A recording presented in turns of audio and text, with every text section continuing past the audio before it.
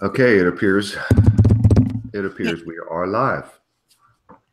Welcome everybody. This is our little soiree, and as you can tell by the look of my camera image, I'm blurry and pixelated, so it looks like we're off to a good start. Our good pal Bart is out sick. He's been dealing with some sickness in his household for the last couple of weeks, and it's hitting him really hard today, so he will be out. And at the last minute, our old pal Global Agenda has decided to join the chat. So, I mean, he'll be sitting in with us very shortly. And I just want to say hello, Amy. How you doing? Oh, hanging in here. It's cold and wet and rainy and miserable here. Yeah, weather turned really shitty on us today out in the east as well. Yep. I just had to stock up on a big pile of firewood. It's going to be pretty chilly tonight, I understand. I am going to kill my camera because I look like I'm using one of those funky apps on your phone. Yes. And pardon me, everybody. I'm in the middle of a coughing fit right before we started. So if I have to pause and take another coughing break, it is what it is. So welcome, everybody. We got a couple of new faces in the chat and a lot of old faces. So just want to welcome everybody. And it's possible we might be joined a little bit later on by Ghost X. I invited her at the last minute, and she indicated that she might be able to squeeze in some time. It was a super short notice invitation.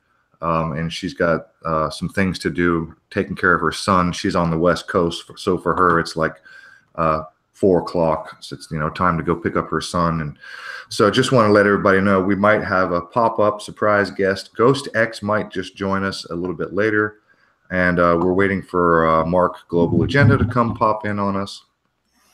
And in the meantime, Amy, what kind of week have we had, man? Another crazy ass week, right? No shortage of crazy. No shortage of crazy. None. I'm aghast at how the platforms are behaving. It's just, it's unethical and ghastly. On the one hand, they say, "Oh, we're all for free speech and express yourself," and la-di-da-di-da, and then they turn around, and if you say something that they don't like, they label it some bull pucky label and axe you. I'm just not getting it. Yeah, who was it that put up that video? Did you mirror it? Yes, I mirrored it. Apparently it actually surprisingly came originally from Jeranism. And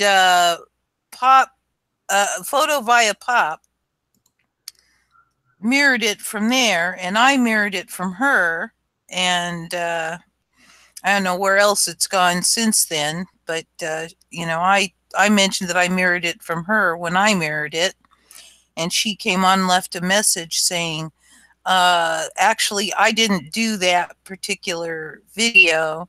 That was Jeranism, and I didn't say much about who it was from.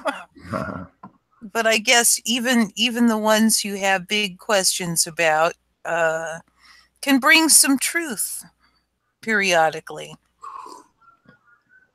Well, before we get started, let me show you something. Oh, wait a minute. Can I just add something? Yeah, of course. If people are looking for that video, it's not on my main channel. I can't upload for probably a little over a week yet because, oh my gosh, I got a second strike. So I have a new backup channel, and it's Amaterasu Solar again. Go ahead and drop your link in the chat. Oh, well, let me go get it then. Don't actually have it handy, but hang on, I will. Well, I'm not going too deep at the moment. I just wanted to share something real quick. Let me see. You know how a lot of us have talked about this in the past. The Google Chrome symbol. You remember when Google Chrome first came out and everybody was immediately recognized the 666 Yep. in their logo embedded. Yep. And let me just yank that up real quick.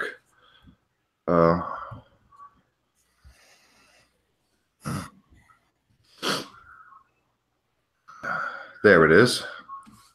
So yeah, this is just something that has been floating around for a while. It's not anything new, but many of us recognized right away when Google Chrome first came out. It was like obvious, right? There's a 666 in that logo. Yep. Well, as it turns out, Google has an office in the Bahamas or Bermuda, I think. Where is it? Let me see. Right here. Check this out. The Humble Post box number, check this out. Their post box number is 666. So just in case anybody was thinking that we're the crazy ones for pointing out that Google has an embedded 666 in their logo. Yeah, we're not the crazy ones. This article, I don't know where it came from. I don't remember exactly. Let me see. It might say on here. It's just a screenshot that I snagged somewhere. The Humble Post box number 666, which Google uses to funnel 8 billion British pounds of profits per year in the Caribbean zero tax haven Bermuda. The P.O. box is only evidence of the firm's subsidiary Google Bermuda Unlimited. Google has no offices or staff in Bermuda, but sends billions of profit there. The island has a 0% tax rate of corporation tax and is used as a tax haven. But Google claims it has no permanent base in the UK, despite vast offices.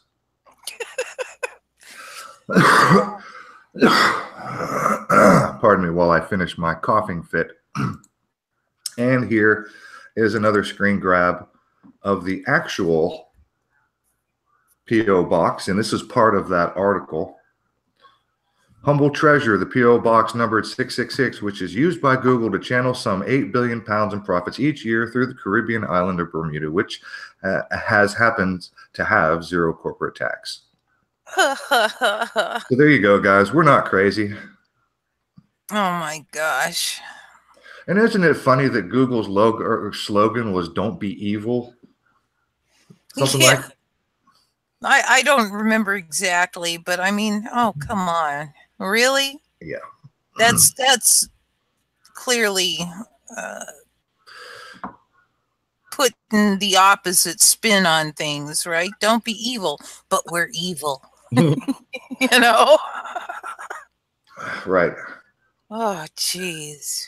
Well, it's not like I believe in a heaven or a hell or a Satan or a God, but it's akin to walking up to Satan and having him look you in the eye and say, "Be nice." Yes. Absolutely. Okay. There's something I wanted to show. We're like right off the bat here. Where did it go? Where did it go? Florida article must see. Where did it go? SPLC, Scorpio, Russia, square root. Here it is. This article here is probably one of the dumbest things I've ever seen, but it fits right in line with what we're going to be talking about tonight. The gun craze rhetoric in America has gone absolutely off the charts into full-on batshit crazy. Yes, I agree. And if you haven't heard of this article, get ready for a laugh. Get ready to have a laugh. Come on, go full screen. You're going to go, there you go, full screen. So this is an article from the Miami Herald. And as you see on your screen, what appears to be a square root symbol. Yep. Now, Amy, just off the top of your head, does that look like anything to you? Can you associate that shape with anything recognizable? Maybe a snake. Anything else? Maybe I'm being dim. I don't know, but that's obviously you have something else in mind. It's not what I had in mind. Well, But somebody had it in mind. Somebody has something else in mind, I guess. World Peace says a nose. Broadsword says an insect leg. Keep them coming, guys. Before I get into this article, I just want to get a real quick take on a heartbeat, Pamela says. I just want to kind of get your take on what you think that symbol might look like. And what it turns out, a hook nose, distorting our rhythm, a back, a heartbeat, an insect leg. Well, so far, nobody's gotten it. Saturn, square root, heartbeat. Yeah, it does look like a heartbeat, like an EKG readout. Yes. There it is. There it is.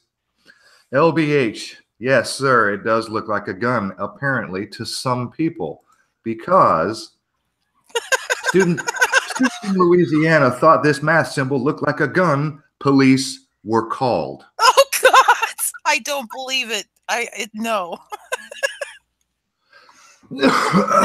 Pardon me, guys. I got something stuck in my throat, and I'll be probably coughing a little bit more as we proceed. So sorry. It's not convenient for me to jump back and mute the button too easily. Okay.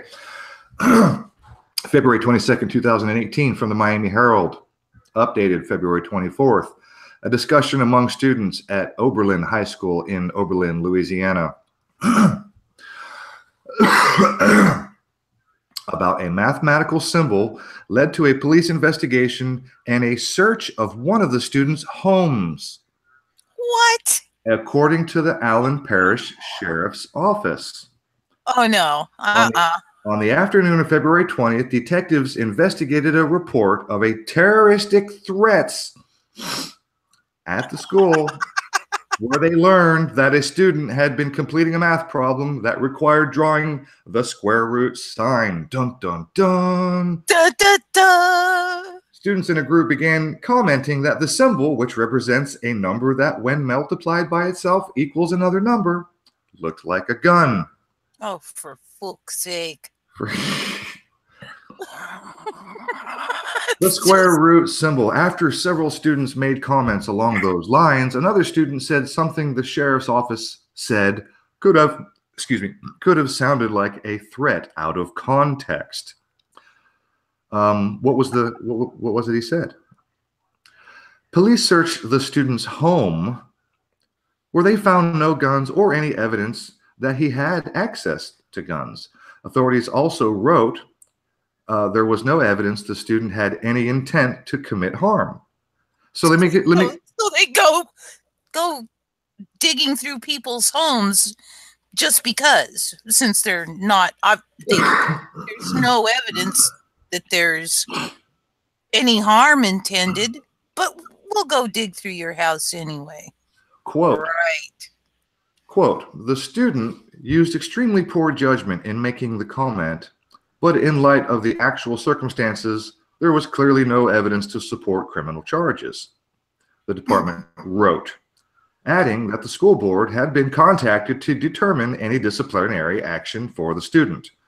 Are you fucking kidding me? This is insane. So far, they haven't mentioned what the kid said. Nope. This could be just another one of those bullshit stories. The investigation came about a week after a gunman opened fire in Marjorie Stoneman Douglas High School in Florida on Valentine's Day, killing 17 people and wounding 14 more. It's just an excuse to remind you, oh, you remember those 17 kids in Florida? That's all this is. Yep. It's just an excuse to write an article to remind you of what happened in Florida. Keep it rocking. Yep. The mass shooting sparked a wave of reported threats against other schools across the country, threats that are still coming in by the day and have set local parents, students, and emergency officials on high alert. In the Miami area alone, school threats jumped from 1 a week to as many as 50 a day, the Miami Herald reported. Still, many on social media thought the reaction to the, quote, threat in Oberlin was more than a little overblown. You think? No. I think that's hysterical. I would not have ever looked at that and thought of a gun. I'm sorry, I just wouldn't.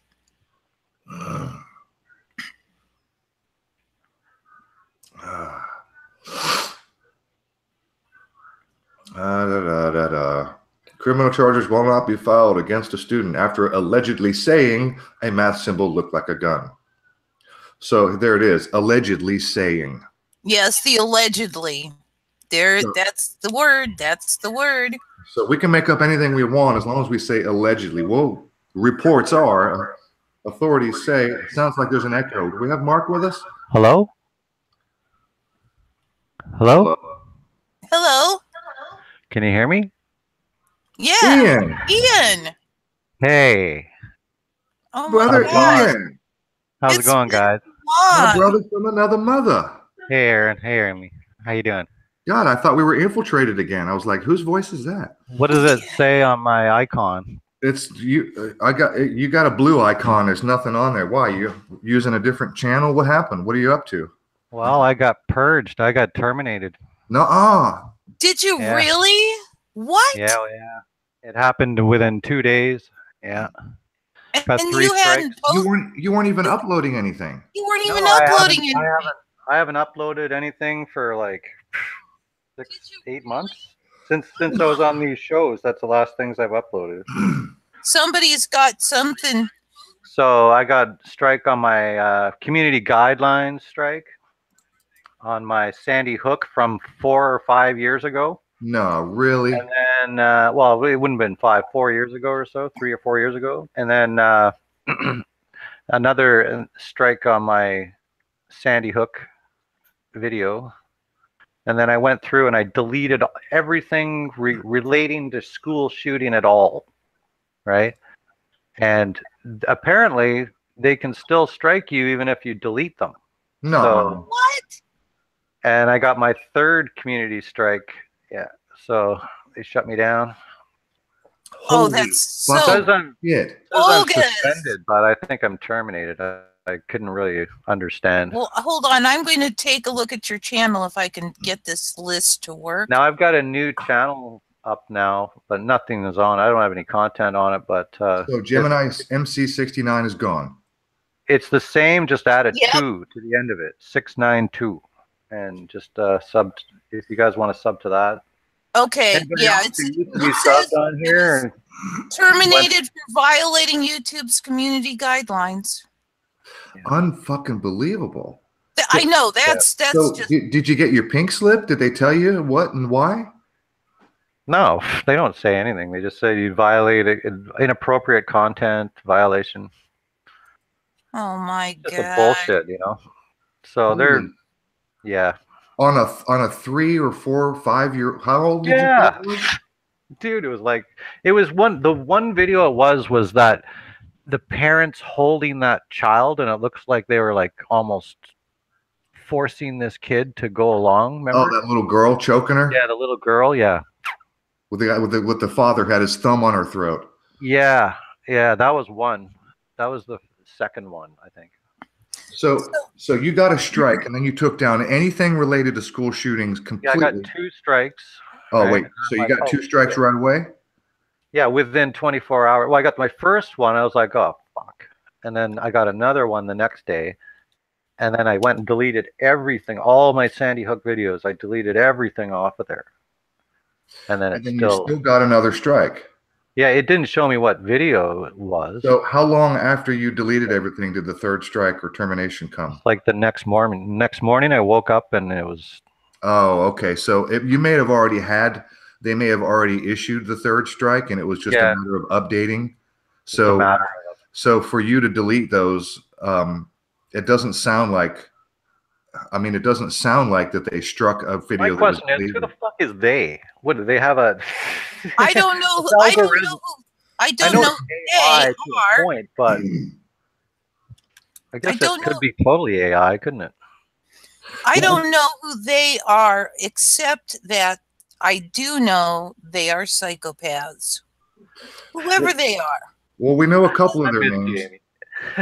Well, we know I think that the ones who are really in control are ones we don't know their names of. Oh yeah. That's yeah. So Top tier. to But say we know, yeah, we've got a couple of the lower, somewhat lower level idiots, so beasts. hi V, Hope you guys are well.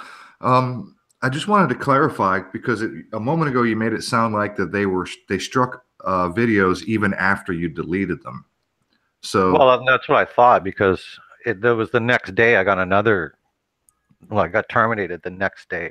So. Okay, so that might have been an update issue where they had already issued out the third strike or the third termination, and it just took a little longer to process. Right. I just wanted to be clear that because, like I said, I mean, you made it sound like that they were striking videos that had been deleted. I just wanted to be clear on that because that nearly blew my socks right off. Right. So, yeah, I can't. Yeah, I guess the timing, your situation, the timing seems like it may have been an update thing. It all came at once because I remember when my other channel was terminated, I got 2 strikes over the Vegas thing. I got 2 strikes within an hour. Yeah. The thing is, guys, it's not even a surprise because I know that they're just it's yeah, they're trying to YouTube, whatever you want to call it. I mean, it's just we're on their platform. You got it. Now there are some new platforms out. I tried to get onto DTube. Well, as in Dave. Yeah, you have to have but you have to go on Steam it. Yes. So I went signed up on Steam it, and I never got a response. So it said, well, yeah, we'll send you an email. You have to keep bugging them. Oh. Because I bugged them. I went to there's a help place, a forum-y thing, and I was just all over the place going, what's going on and how come I'm not getting anything back from you? And finally I got something back from them, and now I'm on Steam it. But I still can't use DTube. No. Because all my videos are AVIs, and I'm just not up to trying to convert them all to something it will take. It won't take AVIs. Your recordings or AVIs? Oh, you put it onto okay. The reason I output to AVI is because the software I use, when I output to MP4, the quality, I mean, it has a lot of little glitchies in it. And I just said, well, it outputs beautifully to AVI. I'll just output to AVI. And I've been doing, What's BitChute? I don't know. I mean, I was on there briefly, but somebody mentioned it in the chat. BitChute is populating fast, he says. I wanted to talk about that guy you had on last week. I don't know, who was it? Who was the guy he was very outspoken? Truth Seeker. His name is Bob. Yeah, okay. Bob. Is he a good friend of yours, or is he like? Well, he and I know him, or just from this? No, I've been communicating with him, in comments. He's basically just a YouTuber. He's been around a while. He's pissed off like the rest of us. Right. As you can tell by the tone of it. He's kind of like myself and some others, fairly easily excitable when you talk about these topics because they're so aggravating. His channel, he spends a lot of time exposing Zionism and the Jewish thing, and really spends a lot of time harping on that sort of subject matter. Well, he's staying at the second level, isn't he? Just so he's got himself right to the second level. He hasn't got to the top of the pyramid. Just so you know, I've been interacting with Bob for a fairly long while. Oh, have you? Yes. Well, he and I kind of got together somewhere around when Zach Hubbard first hit the waves. Oh, that is a while ago. Yeah, and we've been back and forthing it a little bit, and then we both wound up on All for Truth, and when it all blew up because of money.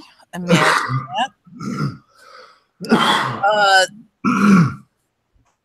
The two web guys, Bob,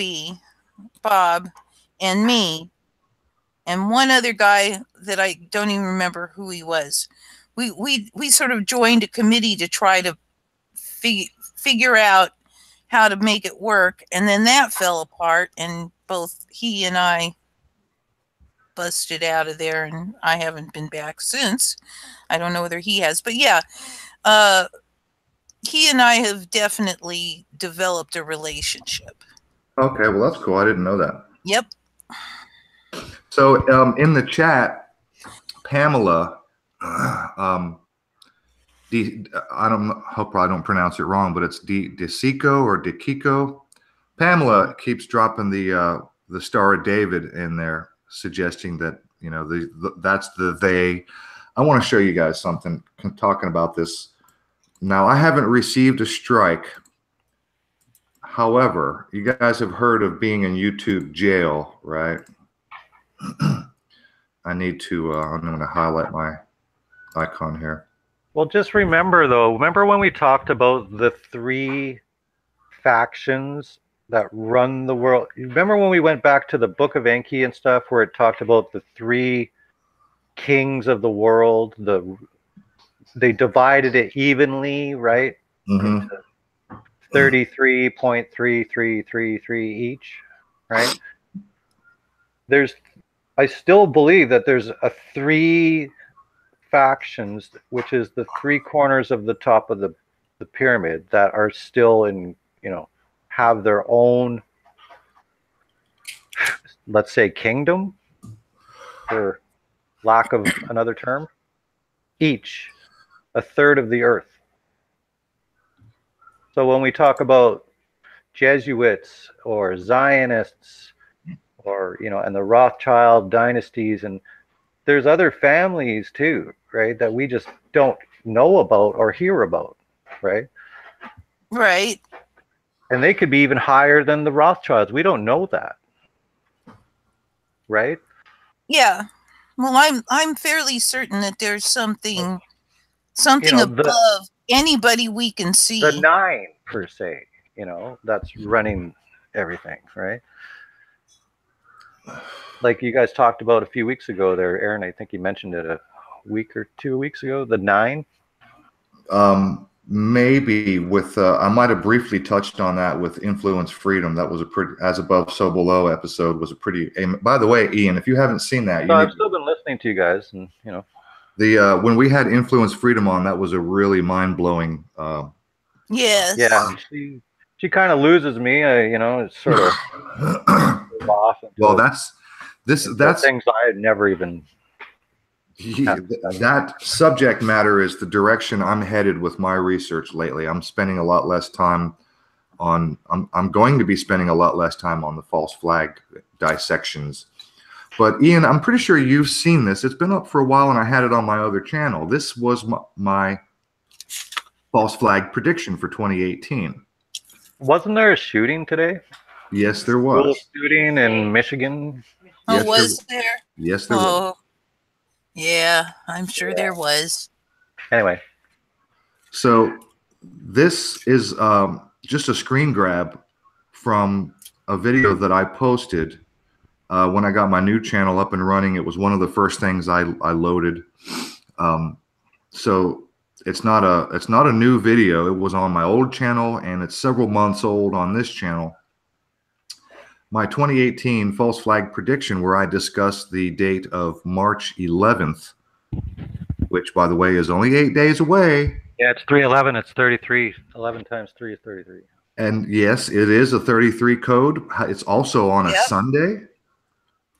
And if it's you don't, 311, that was the Fukushima disaster as well. Yep. Oh, it was 311 was Fukushima. Oh, good to know. Yeah. I forgot about that. I miss you, bro. There's a band called 311 that's a sellout band too. Yeah. Okay. No doubt. So in this video, I didn't mention anybody specifically. I didn't call anybody any names. I didn't use any 4-letter curse words. This video discusses the 70th anniversary of Israel this year.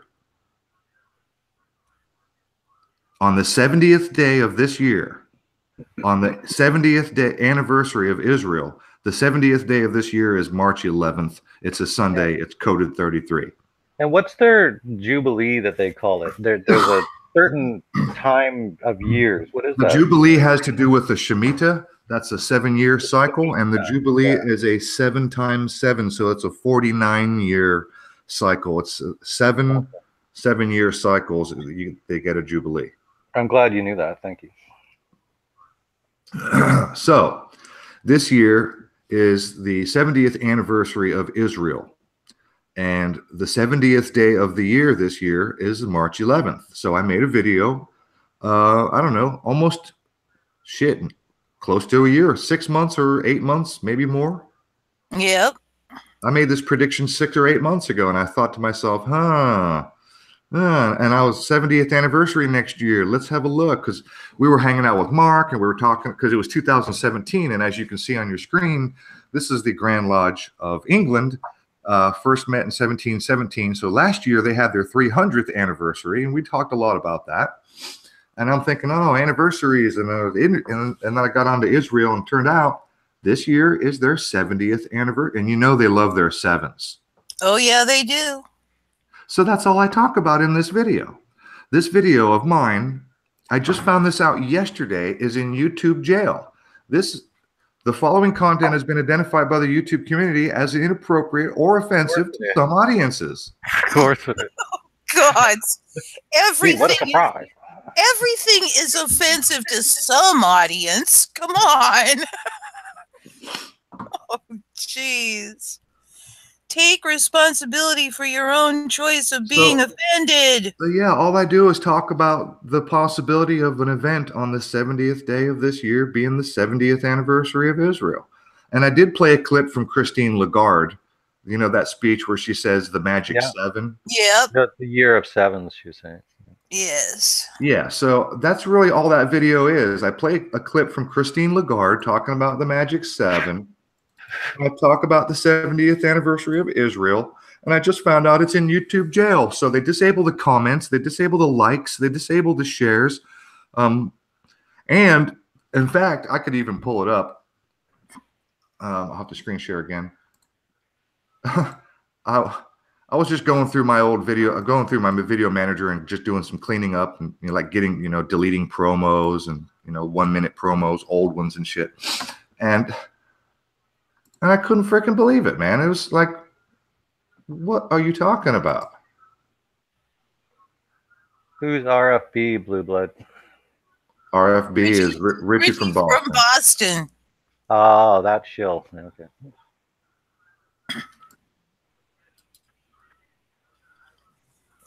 Sorry. Yeah, I've got a list of channels, a significant list that I'm going to be reading here very shortly, of channels that have been taken down, terminated, removed, struck, guideline strikes, and whatnot. And speaking of strikes, Mark from Global Agenda will be joining us shortly. He just said that he just got his second strike.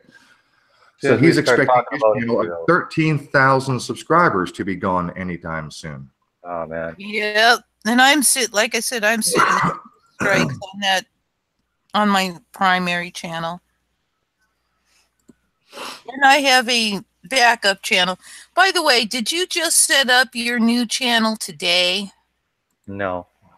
It was last weekend. Well, how bizarre. Because when I try to look you up via channel,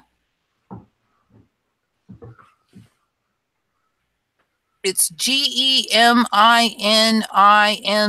692, right? Monday, wasn't it? I think it was Monday. Gemini MC 692. Yeah, that's what I'm typing. And then I go to channels, and it says it should come up on the top, Amy. If it's not on the top, it's gone. It says 0 filtered results. then it's gone. Hey, while I'm showing this, you can do a Here, search. I'll give you the link. I'll put it in. Yeah. Check this out. Drop a link. So I'm on my video page, and here's the video of the false flag prediction. And look, the views are gone. Weird. So since the view count is not even showing right here, I'm wondering if you search that title, if it comes up. Because you remember, Amy, I dropped the link in Skype the other day when we were talking about this. So do me a favor. You can see that. You see that right there, right? Hang on. I gotta type it in. I'm not fast to type. False flag prediction. Guys, I got an error screen on here that I can't get rid of. So I've got to pop out for a second and restart my computer because it won't close this window. Well, make sure you come back, brother. Yeah, it's right here. back. I found it. It's YouTube error. Okay. All right, Amy. So it came up when you came up. It's the 5th one down. Yes, indeed. Okay. So you are in the search. So if people want to watch it, they got to do a search for it, I guess. So yeah. So all right, I'll be right back. So when I click on it, all right, Ian.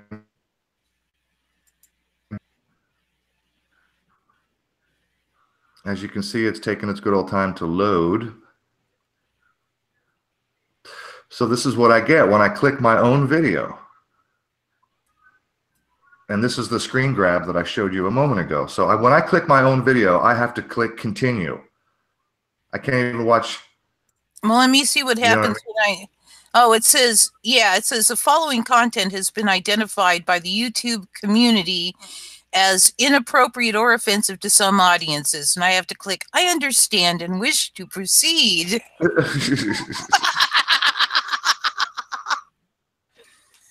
Oh, gods. That's crazy. These people are bloody nuts. So look, when I click on it and I finally get it to open, you can see my icon is not even present. They took my icon off of this thing too. Yep. I mean, this fucking thing is as wiped clean as could possibly be. There is nothing. There's nothing on the sidebar. No recommended videos. Nope. The view count is gone. The likes are gone. The shares are gone. The comments are gone. Yeah. They even took my fucking thing. Yeah, they've got all it just has is your channel name, but no icon, no, and then just says certain features have been disabled. I wonder how I can complain to YouTube. They must be getting sick of me complaining. Because I complain about everything that I don't like that they're doing. So wait a minute. Sandra, there's nothing coming up. Did you do a search, Sandra? Or am I missing something? You guys talking about something else in the chat here?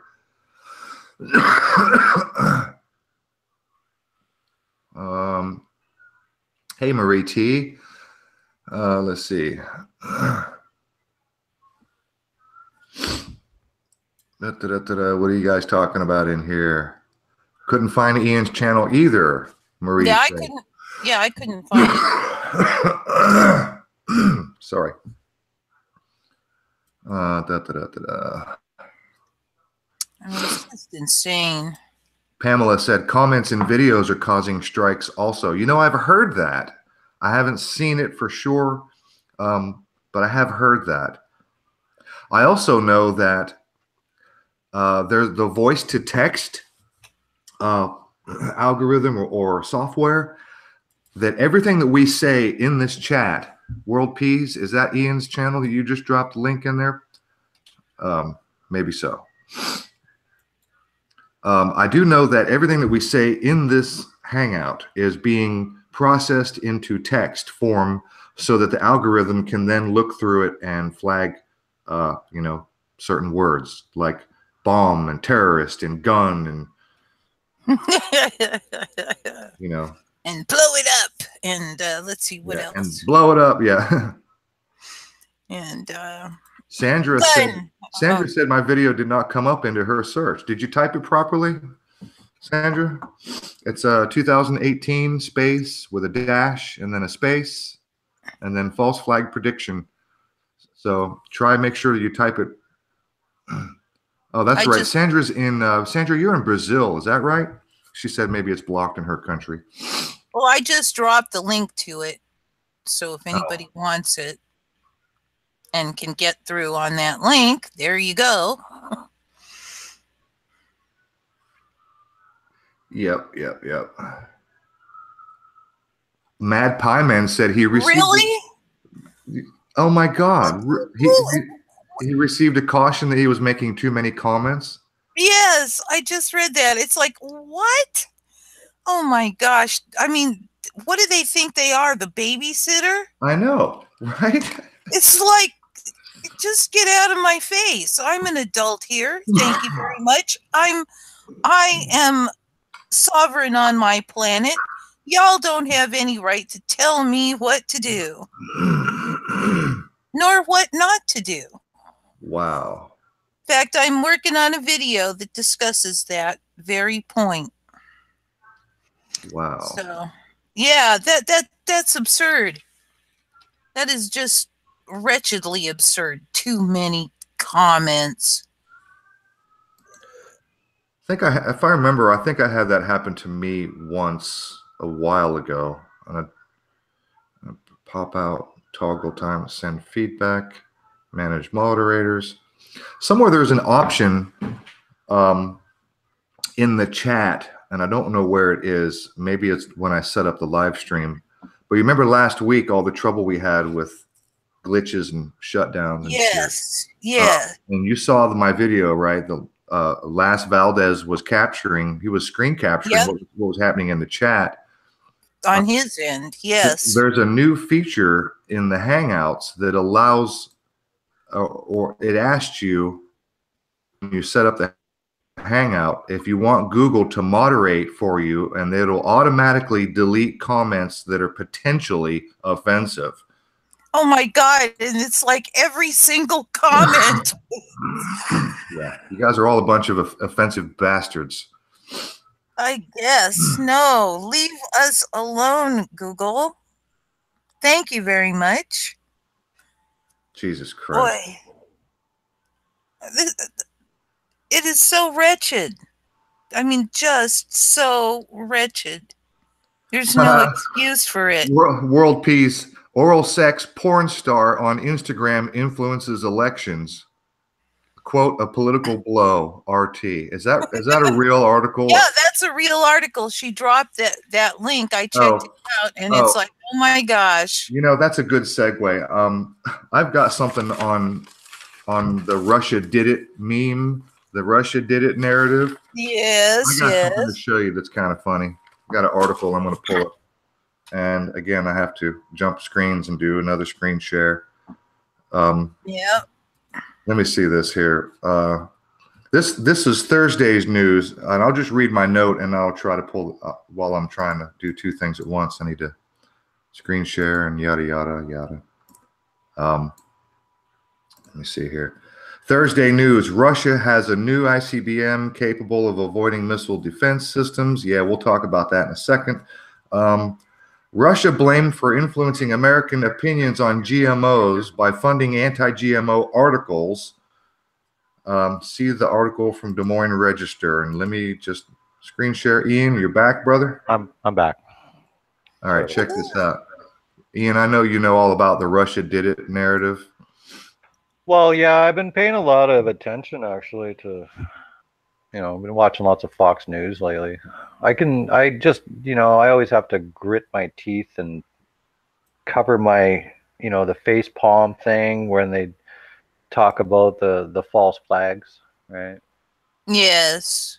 And it really pisses in their punch bowl, so to speak, because I enjoy listening to Tucker Carlson and Hannity and Loringham and that, because they are, at least on a level, they're giving you good news, right? But when it comes to false flags, then their whole narrative gets shot down, right? Yep.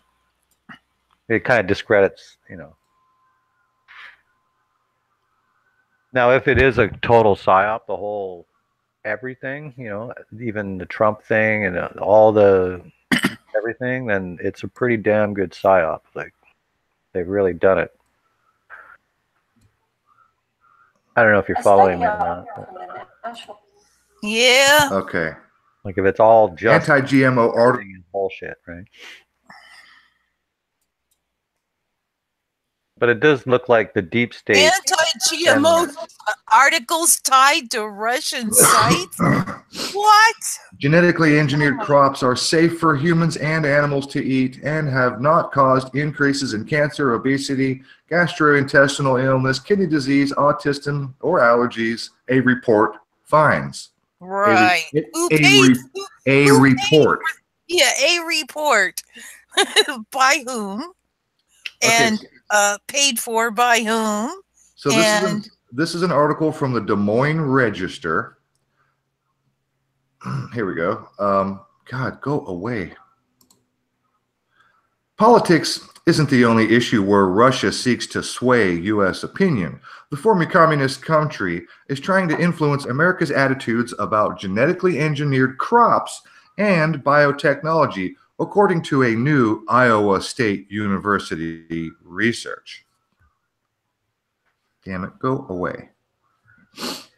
Russia is funding articles shared online that question the safety of GMOs in an effort to hurt U.S. agricultural interests and as the, quote, ecologically clean alternative to genetically engineered food, said Sean Dorius, an ISU assistant sociology professor. Dorius led the research with Carolyn Lawrence Dill, an associate professor at ISU's departments of agronomy and genetics, development, and cell biology. Several U.S. crops are genetically engineered. About 90% of Iowa and U.S. farmers grow corn and soybeans, for example, engineered to tolerate herbicides and pesticides. And by the way, if the genetically engineered food itself is not a problem, which it is, then the additional herbicides and pesticides that they spray on it are. Roundup, yum yum. Turning the U.S. or world against GMOs, quote, would have a clear negative effect on an industry in the U.S. and could advantage Russia, Dorius said. Their research says Russia seeks to expand its economy's agricultural sector, which is now its second largest industry after oil and gas. Quote, that's a primary interest, but there are multiple interests, one of which is to stir up division in the U.S. They're all worried about this. They're all worried about this shit, right? This bullshit, fake news. And they've sold 20% of the uranium to Russia already. Hey, look, they did it again. Look, this is one of those articles where it's just an excuse to remind you. Here it says, just over 1 week ago, 13 Russian nationalists and 3 Russian companies were indicted for meddling in the 2016 presidential election. They're not even in America. They're like overseas. Most of them are overseas. So Russian trolls is what they've come out with after a year and a bit. Russian internet trolls. That's it. So this investigation is trying to be shut. They're trying to shut it down. Yeah. But of course, the deep state is keeping it open, right? So. Well, and the distractions of the day, the news. I wanted to mention something to you guys. I was watching X22 report there last week, listening to him, and he was talking about the code, the Trump warning code. Basically, what is the name of the school again? The Florida school? Parkland. No, that's who's it named after? Marjorie Stoneman Douglas. Okay, now she was an environmentalist. Yes. She was actually trying not to drain the swamp. Remember, she was against the draining of the Everglades. Yes. And she was an activist. Okay. Now, this could be a warning to Trump from the deep state saying that don't try to drain the swamp and the school shooting is what's going to happen if you don't stop. No. Trump ain't And doing no also, No. if you think about that story that also came out about him having that driver had the gun. They found the gun in his bag in one of his motorcade. Do you remember that? No. You guys hear about that? No. Well, one of the drivers of the motorcade was found with a gun inside of a bag, and it wasn't, they didn't know that he had this gun. Okay, so he got caught, and so Trump fired the whole motorcade crew, just as a Okay. precaution. Now, this Ian? could be a warning for Trump to stop what No. you're doing right now. No. Ian, the deep state is just one character in the play that Trump is in and all the rest of them are in, written by the You psychopaths. don't know that for sure. You can't. Oh, say, yeah. Just because he goes along with what he has to go along with, of course, when it comes to Israel and foreign policy, he goes along to get along. No. Because you have to. But you can't say entirely that he's totally against the country, because he's done a lot of good things so far. And he's had so much opposition. The things he has done. The things he has done. Why would they go through all of this media, all of this everything, this anti-Trump everything? Why would they go through it? Entertainment. It's entertainment. It's theater, bro. Yep. They have enough tricks up their sleeve, school shootings, car rammings, to distract you from that news anyways. That's my point here. But look, they don't need just that to distract. Not everybody who was waking up. They love the division. Of course they do. Look, there's all kinds of people are waking up on many levels. Not everybody is awake to false flags, but a lot of people who are not into politics are waking up to political actions. They're waking up to what's happening in their government, and they're at least paying attention, like we all do. Oh yeah, definitely. So we're in a time right now even those people who are not wrapped up in the school shootings and the car rammings and the mall bombings, even those people who are not wrapped up in all that sideshow shit are paying close attention to politics, and it's theater for those people. Yep. I believe that this is all theater for those people. Ian, did you hear what Trump said the other day? I got a video I put up. Yeah, I know. Well, he was referring to just, get the gun away from him because we know he's a danger, sort of thing. Did you see the whole thing? It was the wrong way to say what. Totally. Dude, did you see the whole thing? Yeah, I heard his quote. He said, gun without due process later, right? Well, look, my video doesn't show the whole thing, but the whole get rid of the guns, then has my video. He actually said. Well, he's just saying because it takes so long for them to go through all of this. I know. But get the fucking gun away from him first, and then deal with. That's kind of what he was trying to. I don't think he was totally saying dictator. Clear, bro. Sounds pretty clear to me, because if you hear the whole meeting, but they were talking about the whole meeting. Trump actually said that the cops should have took the gun, whether they were right or not. I mean, those words came out of his mouth. I didn't put those words in his mouth. He actually said that the cops should have taken the guns, whether or not they were in the right or not. Yep. And that's just totally counter to the universe. That's a little bit above and beyond the due process comment. Yeah, like that's one of the first things I've heard him say that just like, what? Hold on a second. Well, he's saying what he needs to, and the good things he does is just to keep people believing that, gee, maybe he's going to do something good for us. Maybe. And so he'll throw out little tidbits that are nothing, really.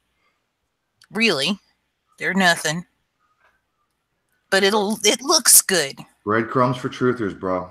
Breadcrumbs for truthers. I'm not buying it. It's funny how it's turned the other way too, eh? The mainstream media has become the conspiracy theorists now too. It's funny. It makes me laugh. They're so pathetic, Yeah. Yeah, But Bruce. I have personal proof that they doctor his speeches on the news. Because I was watching CBC, which is our Canadian broadcasting, our corrupt broadcasting corporation. And they're totally anti-Trump, of course, right? They're liberal. Mm-hmm. And they cut his audio to make it sound like he said that all Mexicans were rapists and murderers. And you could hear the difference in the crowd, like the background sound as well. I had to go back. I watched it like 5 times, right? And they cut it. They edited it so nicely that it was really smooth, but it made it sound like he said that, right? Mm-hmm. Well, this doesn't surprise me in the least. This is what I can't wrap my head around. Is this all just a psyop to get everybody mad at each other, to create division? Oh yeah. Well, Or that's a big is part there of it. really some sort of power struggle going on between two of the factions who want to take over the other? I don't believe there is. I think there's something or someone above them that is much longer lived than humans. I give high probability to ET. But if he was a puppet, like they also took away Jared Kushner's classified information privileges as well this week. Oh, that's what they tell us. Yeah, but did they? Part of the show. Yeah, well, yeah. I mean, it's yeah. You know, it's they. All it's I'm trying to say, guys, is I'm trying to be optimistic about it, but you know, when you put something out there, then you know it's going to happen, right? So you try to be at least as optimistic as you can. Well, I'm very optimistic that people will wake up to the BS and start looking into what I propose we do and moving on in that direction and saying, screw this crazy stuff, I'm outie. Can I share something with you guys that happened to me last weekend? Sure. I was sitting here and I was watching the Trump's speech or whatever there, and I said, please God, let this guy not be the snake. Let him not be, you know, the snake, right? In those exact words. Okay. Please tell me if he's the snake or not. Okay. And I paused the video and I went into the washroom and stuff. And I came back and I turned the video on. And less than 5 minutes later, Trump says, okay, I'm going to read to you a story here. It's by so-and-so. It's called The Snake. Oh, my God. Jeez. And he read the story about the snake that went into the home and she brought the snake home and the snake bit her in the neck and blah, blah, blah.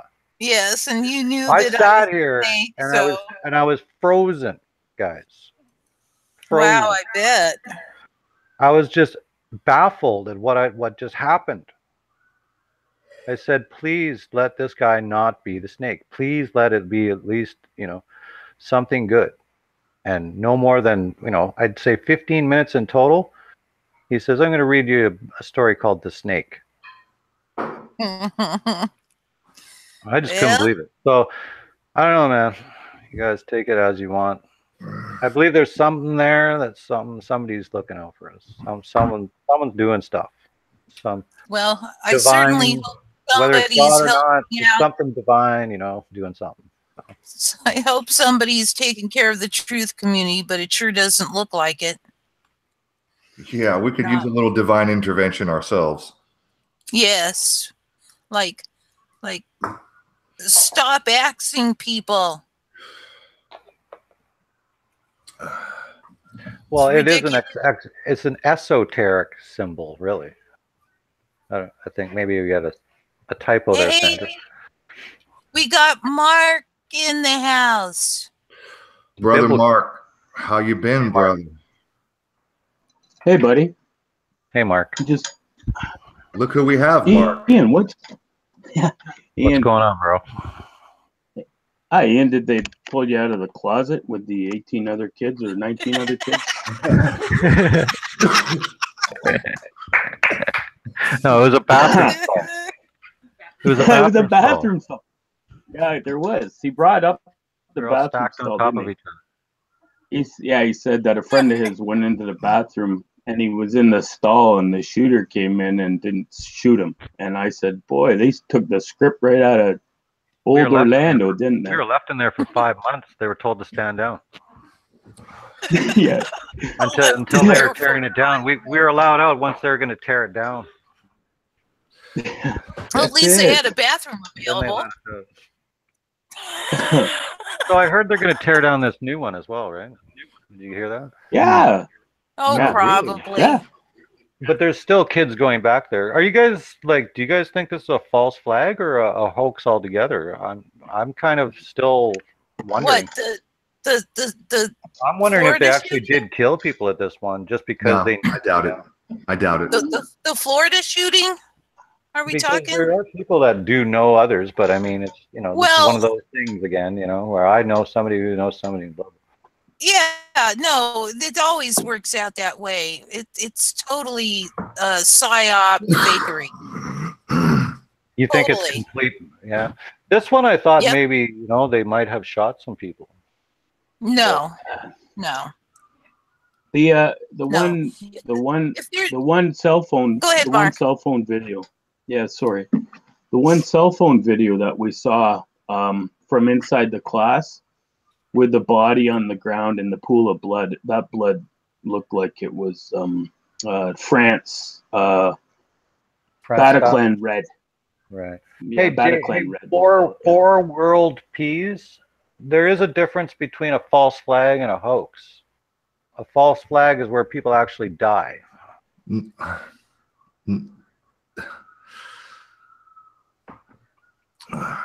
Now, whether or not you believe anyone died on 9/11 is another story. I still believe 1,100 people died, and that was it.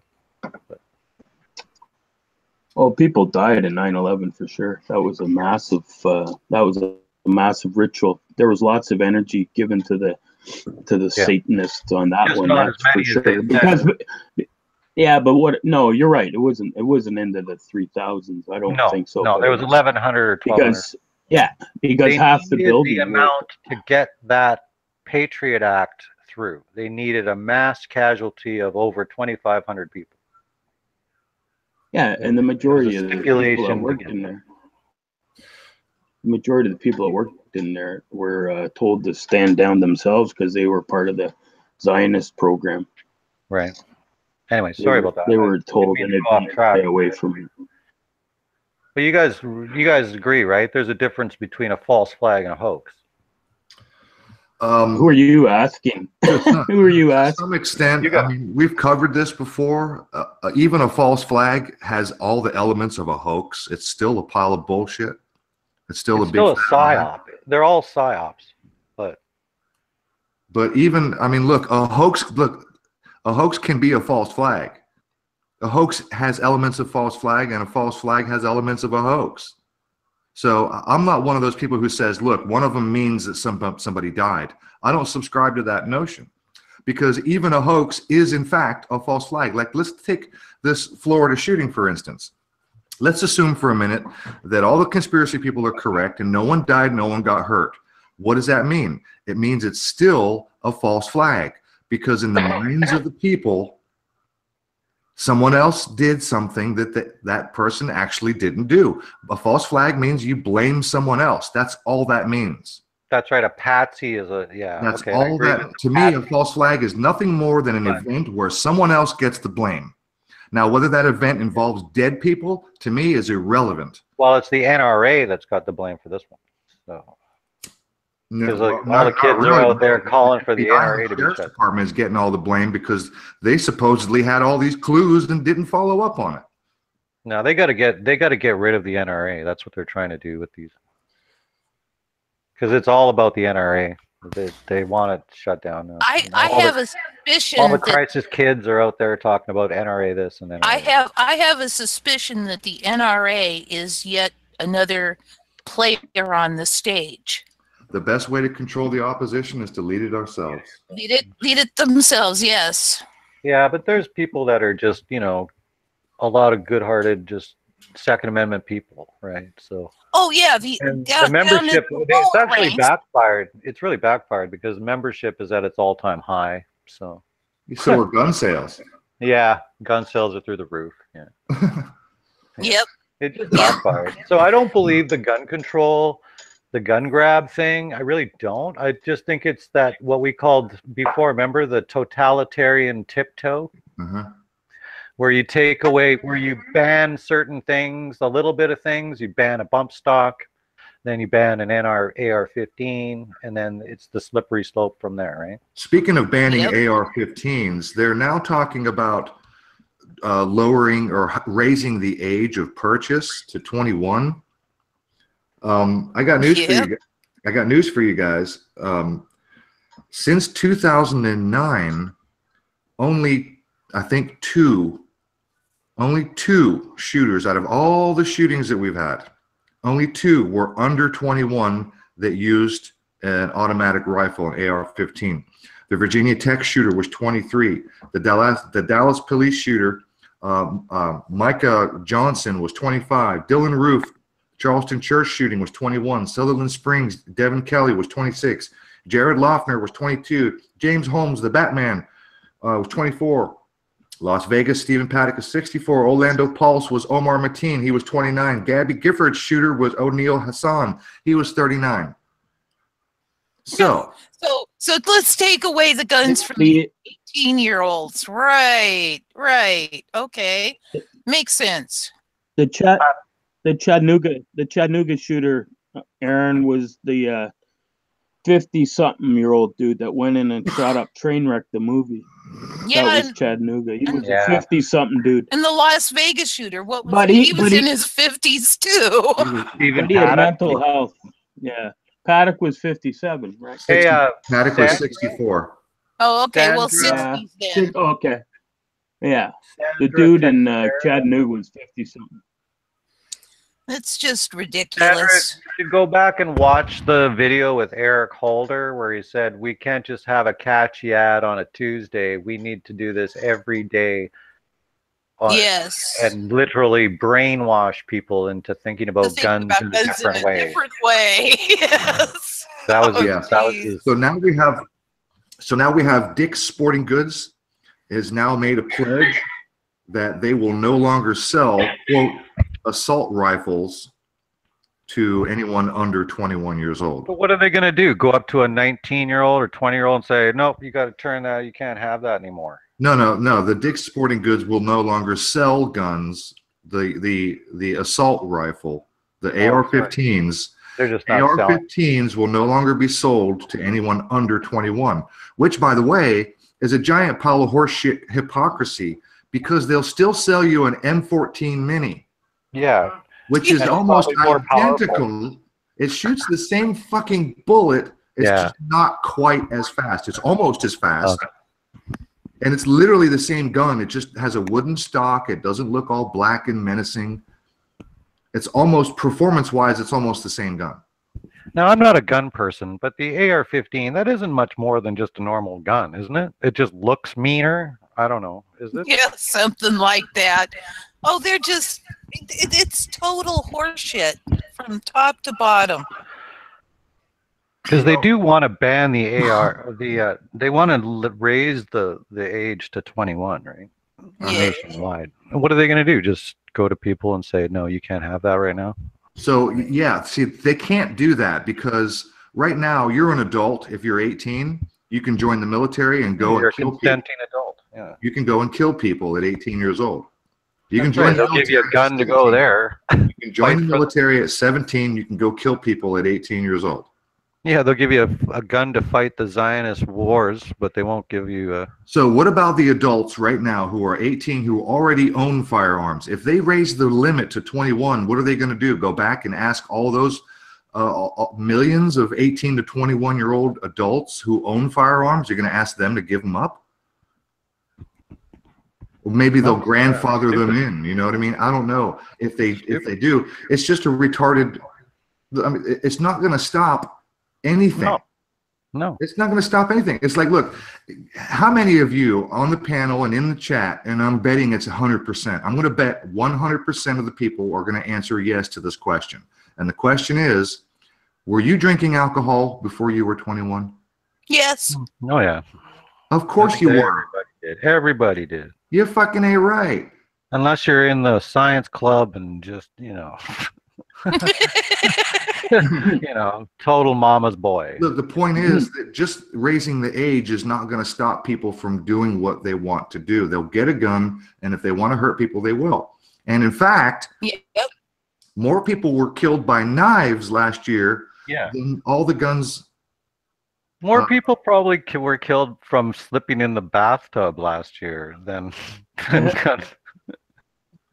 Bad bathtubs. They're dangerous. Hammers are actually on the rise too for the choice too. Yeah. Okay. Well, we got to ban hammers and screwdrivers. We're getting screwed with this. As soon as we start really good with the screwdriver. You notice every time we start talking about Israel or Zionists or whatever, that all of a sudden there's all these glitches in the hangout. Oh, you should have been here last week. Yeah, I was. I was listening. You guys were just getting. You got shut. You keep getting shut off, eh? Yep. Dude, I got kicked out like 8 times. Well, it could be. What's your? Are you hardwired or are you running off of Wi-Fi? I'm not, but I got error messages of all. You should hardwire straight into the modem. Yeah, I might even have an Ethernet cable long enough to do it.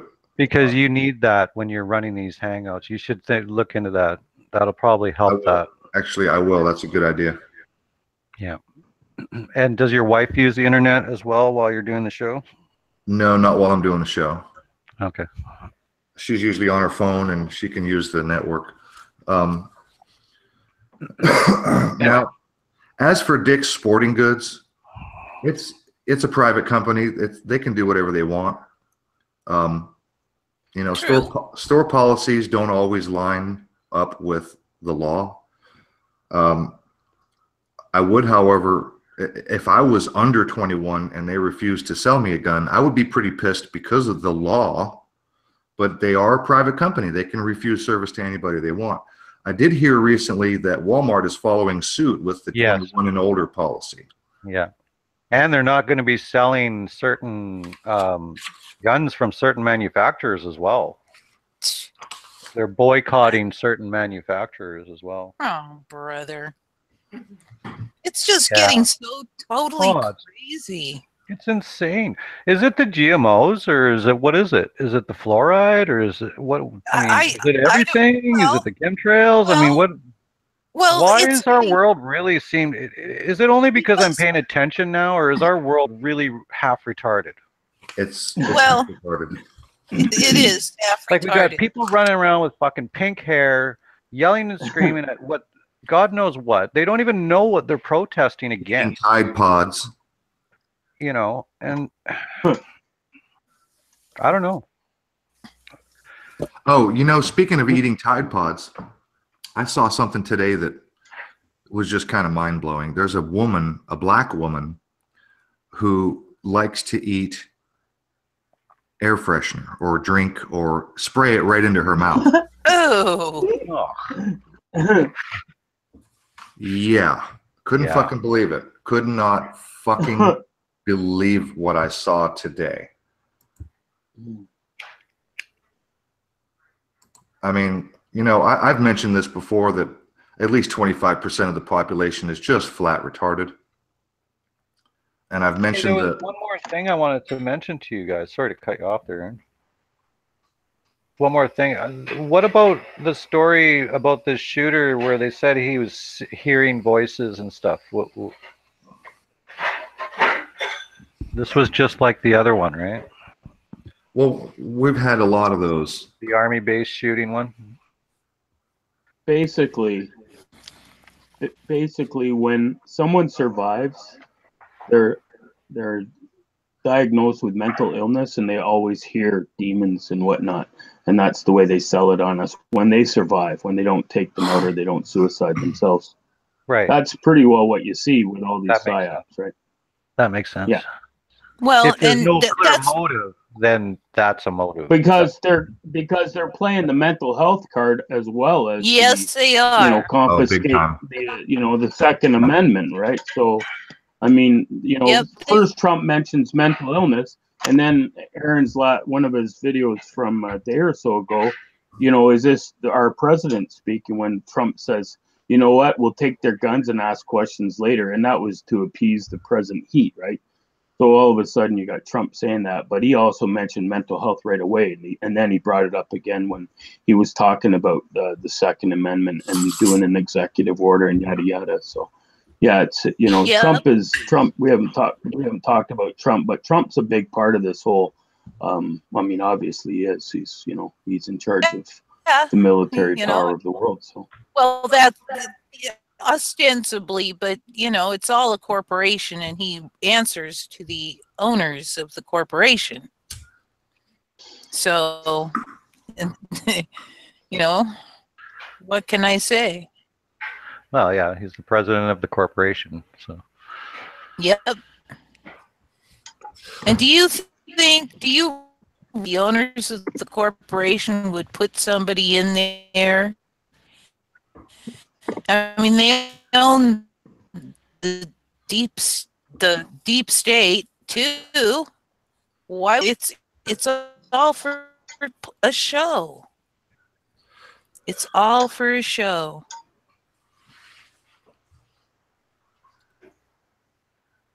So you got. And we go ahead, Aaron.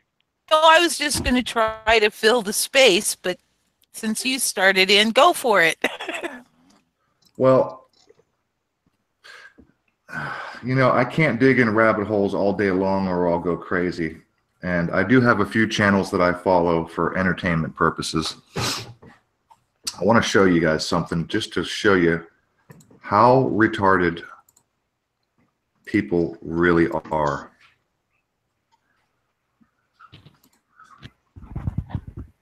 I just subscribed to this channel, Twoon. Okay, never heard of it, but okay. He's crazy. You've heard the statement that insanity and genius, there's a fine line, right?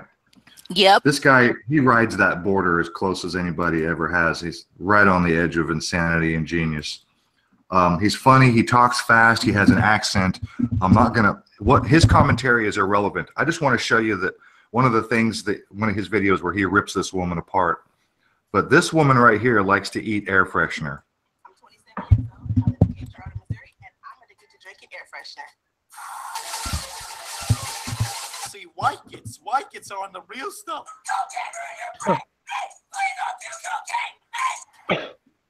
My name is Evelyn. I'm 27 years old. I live in Can't hear it really. I'm addicted to drinking air freshener. I'll turn it up a little bit. I'm up all the way here.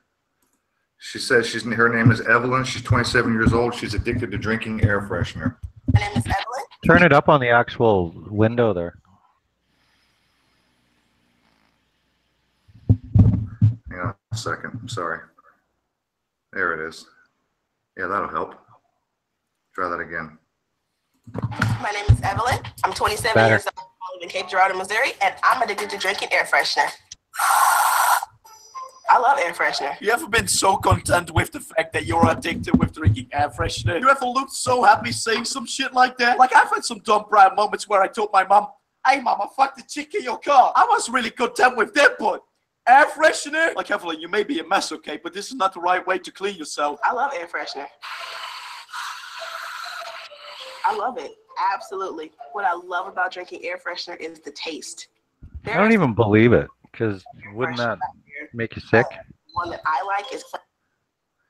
She's spraying that shit right into her mouth, like on camera. Wouldn't that make you puke or sick? Like it should. I don't believe this. This looks like bullshit. You may be right. You may be right, Ian, because this is what you're seeing is she's actually been featured on some.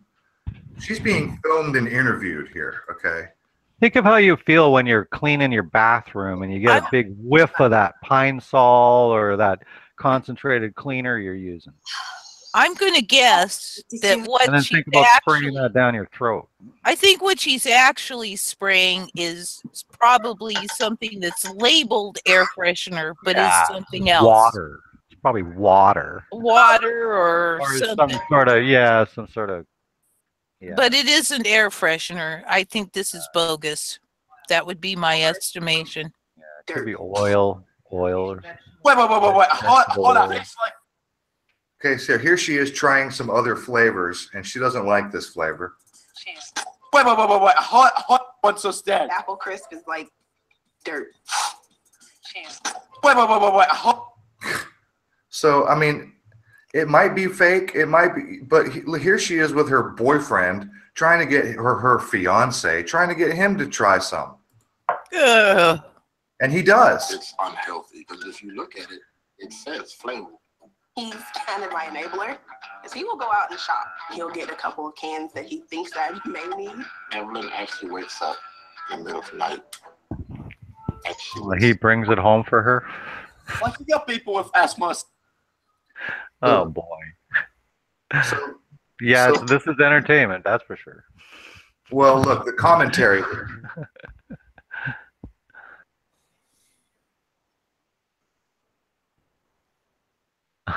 What's going on? Are you still there, Aaron? Aaron's gone. Oh, he got cut off again? No way. He might. It's usually have. this. Inevitable, It's He's the usually only one this that can time of do the this, show. yeah. Dude, isn't he? He's the only one that can do it out of all of us. All right, it's my microphone. You're back. I just lost connection on my microphone. Actually, I can do a hangout, can't I? If I got a new account. Oh God. If you Well, get I an think you email account, or is it under your IP address? I don't know. Oh, you can. Yeah, you should be okay. Yeah. So Yeah. Mark, You should be okay to do it. so Mark, you were telling me in Skype before we started up here that you just got your second. Yeah. You expect to see your. I did. Yeah. So if you want to go back to the Hangout, and I'll show you. I've had two. I got one on February 22nd, and I got one on February 28th, and I didn't notice it until yesterday. So I have yet to reply to it because I still want to know about my first one because I appealed it, and so now this one is still on my. It's on my channel now. That's why I'm on my backup channel right now.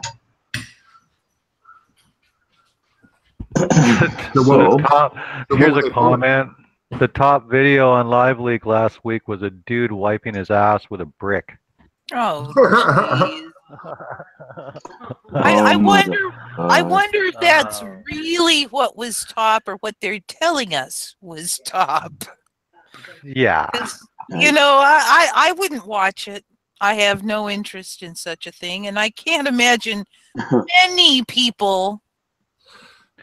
People don't want to know bad news. They just don't want to know bad news, right? That's the thing. Like you'll start talking about this stuff, and they'll be like, dude, fuck, lighten up, man. Fuck, live life, man.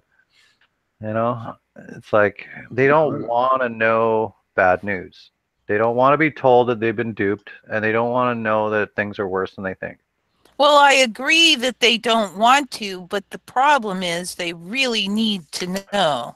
They're too comfortable in their bubble. Right? Until it hits you in the backyard, then they won't do damn thing about it.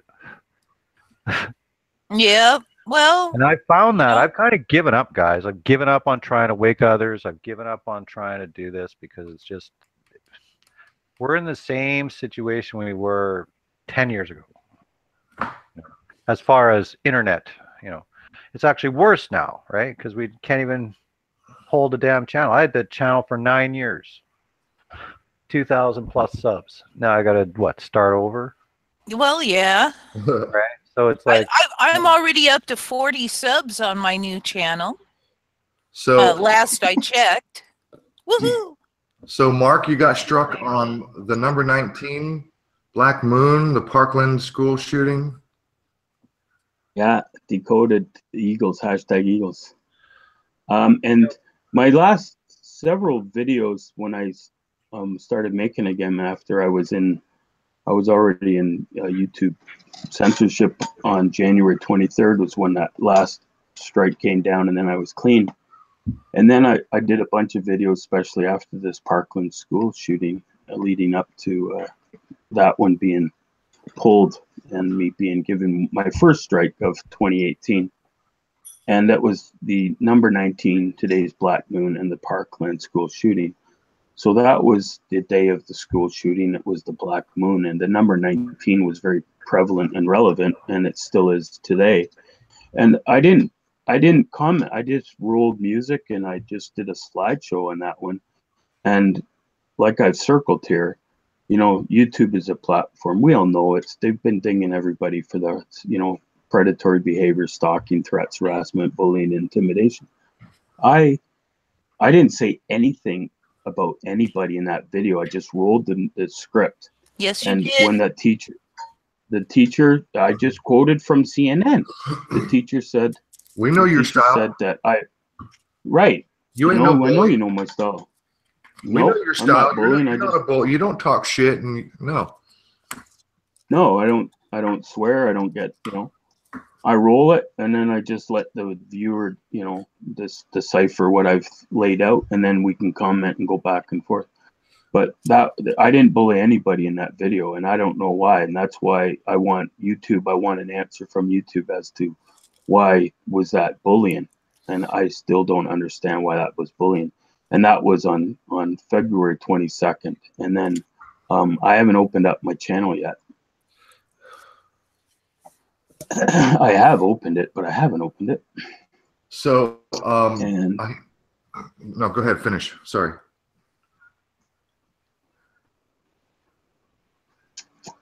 I'm just trying to get back to, there it is there. Okay, I got it. Okay, so then, get out of here. So yesterday or 2 days ago, on February 28th, I got this, and I haven't replied to it yet. I haven't acknowledged it. This is still sitting there. So when I go on my main channel, which I've had since July 2013,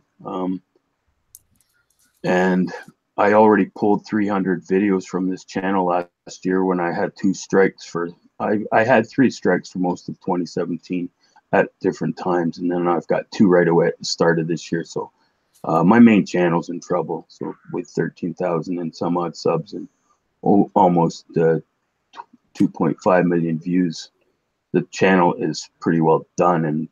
And now I've been accused of, I guess, bullying, harassing Elon Musk. And once again, it was a video where I did not say a word. I just rolled script and music. And I haven't replied to this yet because I want to know why I was charged with bullying on the first one. You know, so I've been waiting a day or 2 now for the YouTubers, police to get back to me. And yeah, so this is where I'm at right now. And my backup channel is where I'm on presently. And I'm not a happy guy. Not a happy guy. It's really sad when you want to tell people, oh man, you got to watch what you put on your channel. Like, isn't it a sad point that we're at? You know what, Ian? You have to say that, you know, like. I can understand. Oh, go ahead, Mark. Yeah, Aaron and I talked about this a while ago, and I've got probably 1,000 followers on my G+, which is pretty good. So I've shared what I'm doing tonight on that because I haven't lost that platform, right? 805 followers, okay?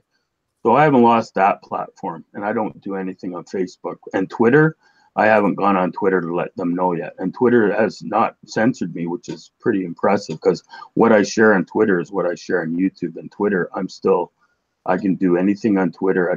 I just post my videos, and the odd time I'll hashtag stuff. But I do not bully on Twitter either. And people do not come and troll me on Twitter. And they don't troll me much on this main channel as well.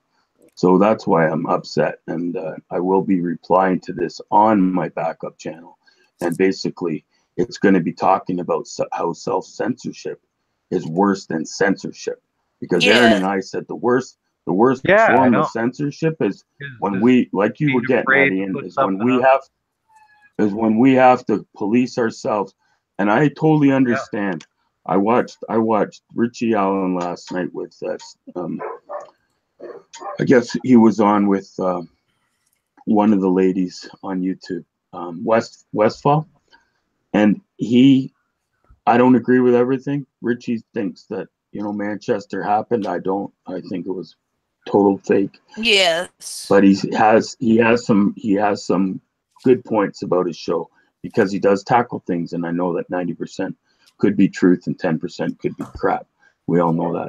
But I listened to what he said, and you know Alex what he said? Jones effect. This is a private corporation, YouTube, Google, and if they don't want you on their platform, there's nothing you can do about it.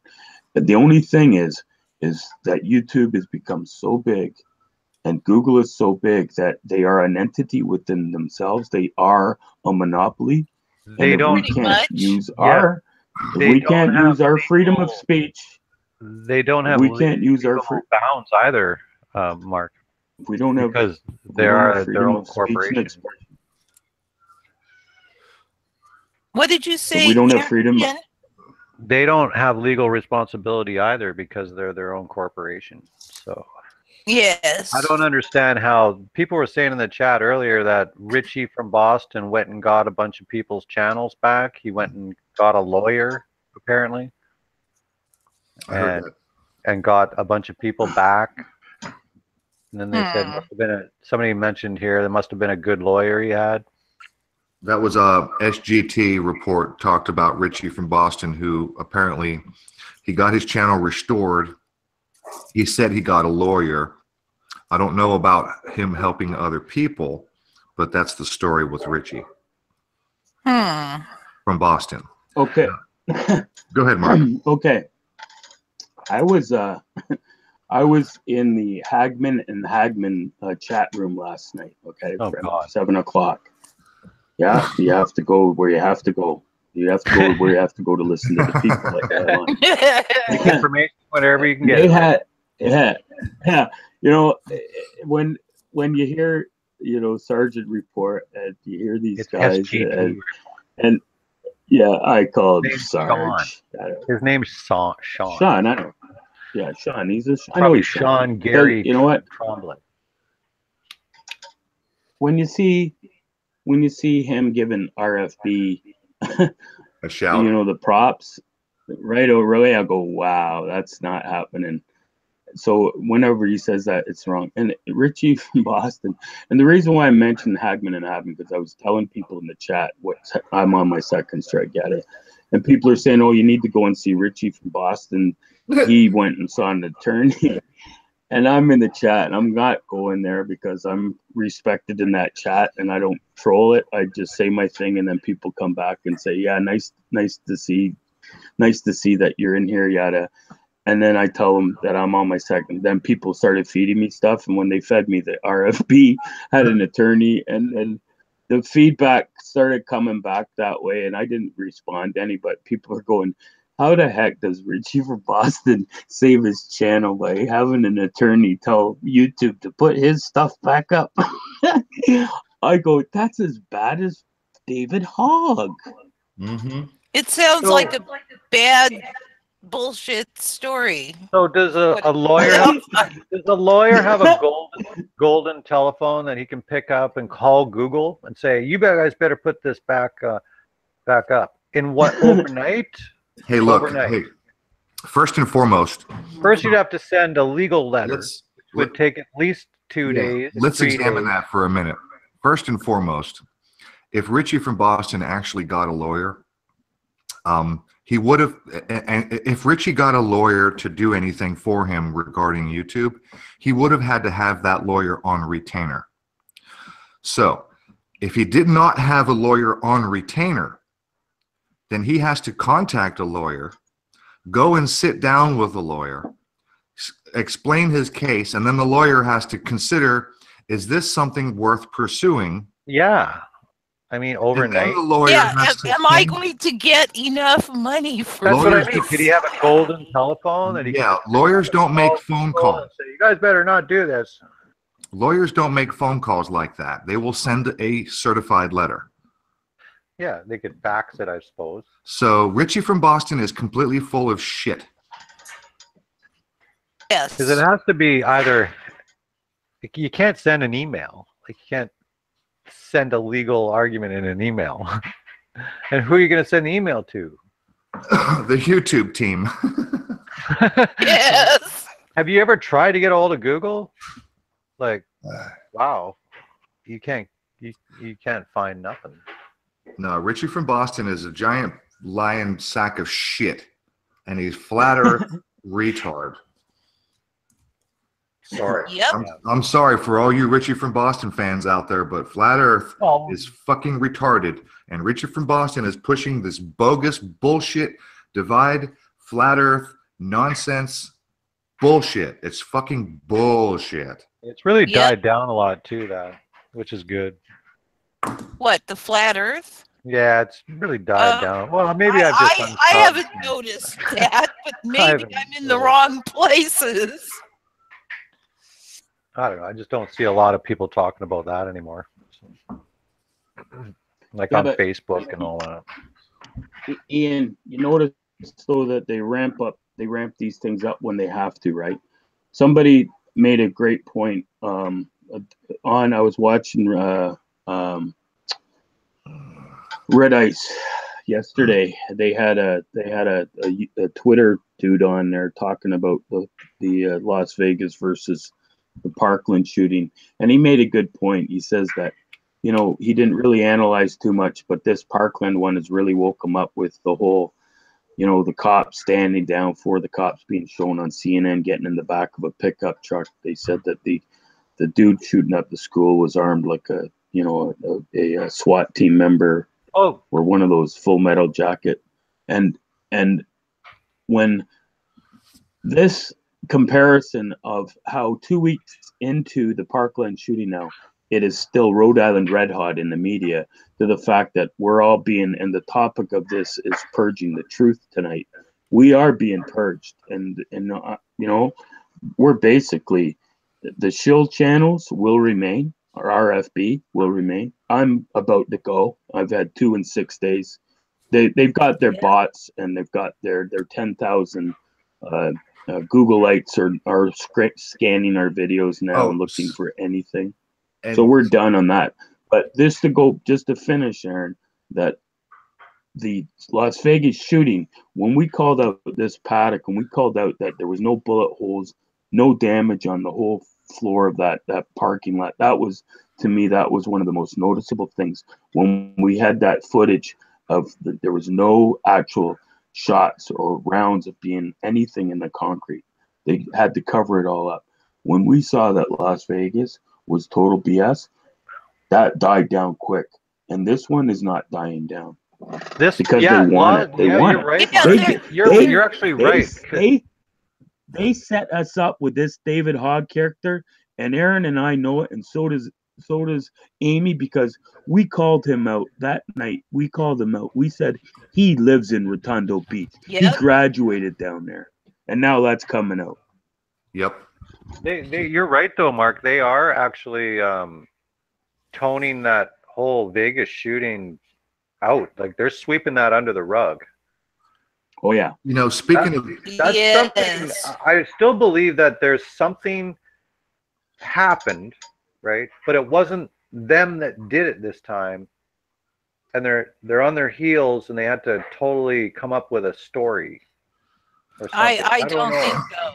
There was absolutely no evidence of anything that went down there. They haven't released anything either. They're still not releasing. Well, they've got video of the area the next day. But remember when the Blasio zero blood splatter. It's almost like they had to keep everybody at bay away from the staging ground. So they did these other shooting things in other hotels, or they had it on the loudspeaker, right? Like a shooting in other hotels, so they could keep everybody at bay. It was a classic so diversion. They would go out into that concert staging area where the event took place. Well, I wanted to say, I just want to back up when Mark mentioned the 10,000 people that were hired by YouTube to supposedly police the you know, run around and flag people and review videos. A lot of those people are actually straight out of the SPLC. Yeah. And I've got an article here I want to share with you guys Yeah. on that subject. Southern Poverty Law Center, for those who don't know what that is. You, Uh-huh. yeah. And it You goes got back it. to those people who rhyme with bluish. Yeah. Yes. Yeah. The bluish people. The bluish people. They're Smurfs. We'll just call them Smurfs. Yeah, we'll just call them Smurfs from now on. So everybody. Yes. That's the new name. Everybody will know the code word. So Smurf. when we talk about Smurf wars, you know what we're talking about. Sounds like a plan. That way we don't have to mention those words that get us all screwed up on Google and they start, you know what I mean? Things Aaron? happen as soon as you start talking about it. Yeah, Mark. Aaron, before you go on with your the video, while I was with the Hagmans, one of the fellas there told me that I have to go and see the video on what you're just reading. Who was the YouTube channel? Have you seen that little video on it? Is it true something? I saw the video, but I did see where they're using that lovely organization, and it's just a front, right? Like, you know, it's the B'nai B'rith, for God's sake. Mary. And Broadsword said earlier in the chat, I just replied, good job on that point. The Purge featured heavily in the last two Bilderbergs. And if you've been following some of the other channels that are more reliable than not, they were saying that on the agenda for the Bilderbergs, and I know because I followed the last two Bilderbergs by the agenda because they posted online, and you can see that internet censorship was a big part of the last two Bilderbergs. And when they have it at the bottom or near the bottom of their agenda, then that's the priority, because the priority in 216 in the Bilderbergs was the President of the United States, and it was on the last part of the agenda. So they have discussed the censorship, and it all began with, they were dry running us last year when they did the Great Purge on everyone's monetization. All right, I got something I have got to share with you guys. Let me just highlight. What's her name? Mary Kiskinen. She said, hey, they used all the stolen children which were missing but not missing.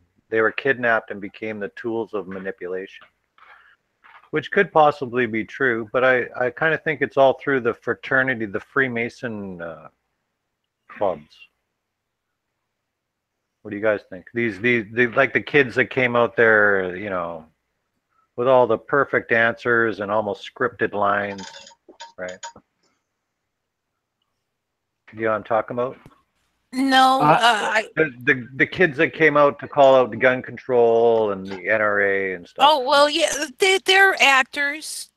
Yeah, Part no, of the we know they're actors, but they're probably either through the Freemason fraternities, the younger. Like I seen a commercial the other day. Somebody put up a video and they showed a commercial of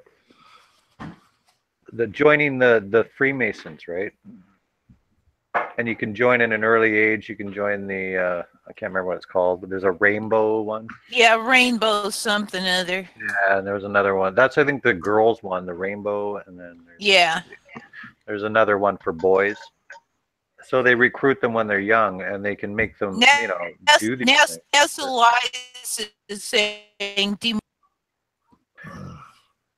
But that is a good point. I mean, we know that they'll probably kidnap children for sex trafficking and, you know, human trafficking, but they could also be, you know, programming these people from early age to do these things and to say these things, right? Aaron, when we did number 77, and it was probably a little too hot to handle, we did talk about Hogg, and I said that, you know, I've looked a few murderers in the eyes before, working in a prison, max security for 15 years. I saw a lot of death in a lot of these deadly, sinister eyes. And you know what? This guy, you can look through the back of his skull. Those little black eyed peas, He's one of those black-eyed children, all grown up at age 25. Did you know Recently Amy got a graduated. strike on that? Did you know Amy got a strike? Yeah. Yeah, I know. I saw that. Yeah. Yeah, you and I talked. I talked about. That's not. That's not funny. That's not funny. No. Yeah, it's not. Yeah. No, it's not. I pulled that video. That's self-censor. What was the problem with the video? Bullying, right? Yeah, that one was bullying and harassing. Did we bully and harass anybody? Not that I'm aware of. Yeah, we bullied David Hogg because No, I did we play. didn't. No, we didn't. We did satire. We did satire. That's not bullying and harassing. Bullying and harassing requires direct threats. And repeated, by the way. Harassing requires direct and repeated contact. That's harassment. Exactly. We did none of that. So here we have exclusive, and by the way, this article is from the Daily Caller. Exclusive: YouTube secretly using SPLC to police videos. YouTube is getting help from the left-wing Southern Poverty Law Center in its effort to identify extremist content.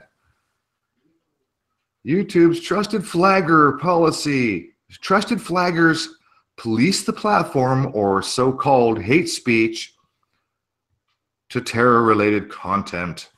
The SPLC has been labeled pedestrian conservative groups as hate groups in the past. Southern Poverty Law Center is assisting YouTube in policing content on their platform, the Daily Caller has learned. The left-wing nonprofit, which has more recently come under fire for labeling legitimate conservative organizations as, quote, hate groups, is one of the more than 100 non-governmental organizations, NGOs, and government agencies in YouTube's, quote, Trusted Flaggers program. A source with knowledge of the arrangement told the DC. Great, another source. A source. Oh. I love it. I love it. The SPLC and other program members help police YouTube for extremist content ranging from so-called hate speech to terrorist recruiting videos. Guys, I'm on YouTube all day long, and Amy, you're on YouTube longer than anybody I know. Yes. You spend more time than anybody I know. Have you seen one single fucking video? Have you heard anybody mention one fucking video where terrorists are trying to recruit people? Never. Not one in all the gazillion hours I've been floating around YouTube. Anybody within the sound of my voice, leave me a comment. Is there a such thing as a terrorist recruiting video? Are they really out there? No, I already know the answer, but I'm just saying. The only recruiting videos are the ones that the CIA put up to pretend like there were recruiting videos. Just saying. A handful of YouTube's trusted flaggers, including the Anti-Defamation League and No Hate Speech, a European organization focused on combating intolerance. God damn that intolerance. They don't tolerate us. We don't tolerate intolerance. They've gone public with their participation in the program. The vast majority of the groups in the program have remained hidden behind their confidentiality agreements. I will read that again. The vast majority of the groups in the program have remained hidden behind their confidentiality agreements. The SPLC's close involvement in policing content on YouTube is likely to cause consternation among conservatives. You think? Who worry that they may not be treated fairly. You think? The left-wing group has consistently labeled pedestrian conservative organizations as a hate group and has been directly tied to violence against conservatives in the past. Yeah. Uh-huh. It is unclear when the SPLC joined YouTube's Trusted Flaggers program. Why? Why is that unclear? I thought they were gone. I thought they went public with their involvement. Why can't anybody from YouTube or the SPLC say, yeah, we partnered up in 2011? Why is this so hard? Why is this piece of information so hard to? Oh my gosh, 50 of the 113. There's a nice number. The Baba Kama 113A, baby. this might be a lot of BS based Hey, on just that number. there's something else that I want to play for you, about a 2-minute clip, if I can find it. Well, I know I can find it. It'll just take me a second. But one of my favorite social commentary channels, known as Computing Forever, this Irish guy, he's brilliant. And give me a second, and I will go and find him. I want to play a 2-minute clip from his recent video. There he is. Because something really interesting happened, and he pointed this out. And I think it was, shit, did I even write it down? Here it is. I think it was this one. I think it's this one. This happened exactly to the day from last year. How's it going? Today I want to show you my awesome new Wix website. Oh shit. Got everything I love all in one place. God damn, a 1-minute mandatory fucking commercial. But anyway, he noticed that this purge that we're experiencing almost lines up to the very day from last year when we experienced the adpocalypse and then the purge, when people were getting strikes on their channel for videos that were 2 years old, for the Sandy Hook videos. Right. I remember SGT report, he got a strike for a 2-year-old Sophia Smallstorm interview, and High Impact Flicks said that he got struck for a 2-year-old video. Well, So you know, my first strike that I got this year was for a video almost a year old. Aaron, So, my yeah. my third strike of last year, which turned into a second because I cleared with the first one.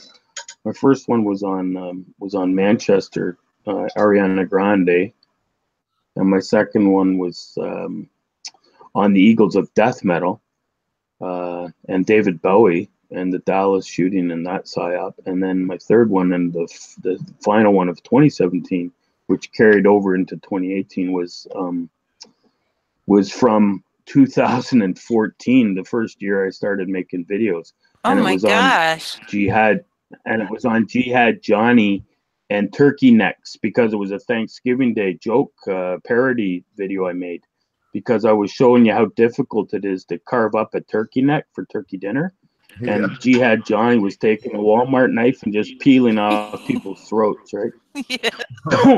That one they tagged it, and it was from like October. It was Thanksgiving time in the States and here in Canada, and it was 2014, so it was like 3 years old, and they flagged it, for I guess I was bullying the dead Jihad Johnny. So, But that's scary though. That's scary. And then you hear these other channels like you're just saying, and you know, even Rich Allen was saying he got dung for a 2-year ago video on something related to the it was the West Virginia TV reporter shooting. He got smoked on that one, and I had pulled those before because they went after those hard too, because we know that was so much fun. Yeah, that's when Chris Hurst was running for office. Everybody was getting hit for their Virginia Roanoke videos. Yeah, the TV reporter, and that was Batman and Robin, right? That was No, that was Bester Flanagan. No, but look at the two characters. Oh, that's right, because we had at West, we had Adam West. Yeah, that's right. We had Adam West, the cameraman, or something like that. It was all tied and together. Robin was the other, and she had the same last name as the dude from Sandy Hook, right? Okay. Robbie Parker. Yeah. Robbie It was Parker. Allison Parker. It was Batman and Robin. And Andy Parker. And it was Robbie Parker.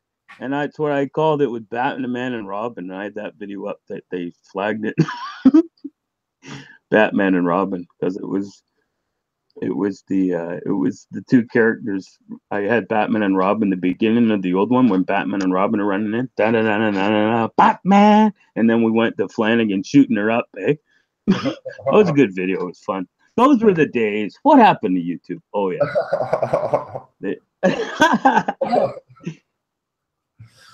Okay, So I had to adjust my microphone. I want to make sure that you guys can still hear me. The audio is good. Listen to this for 2 minutes.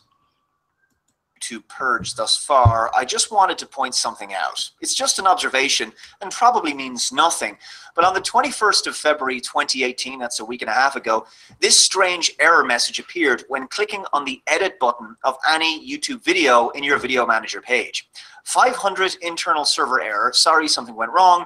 A team of highly trained monkeys have been dispatched to deal with this situation. The issue lasted several hours and prevented many users from uploading videos. It also temporarily removed the green monetization icon on all videos, though ads continued to be displayed on them. A technical issue that was resolved in short order, no big deal.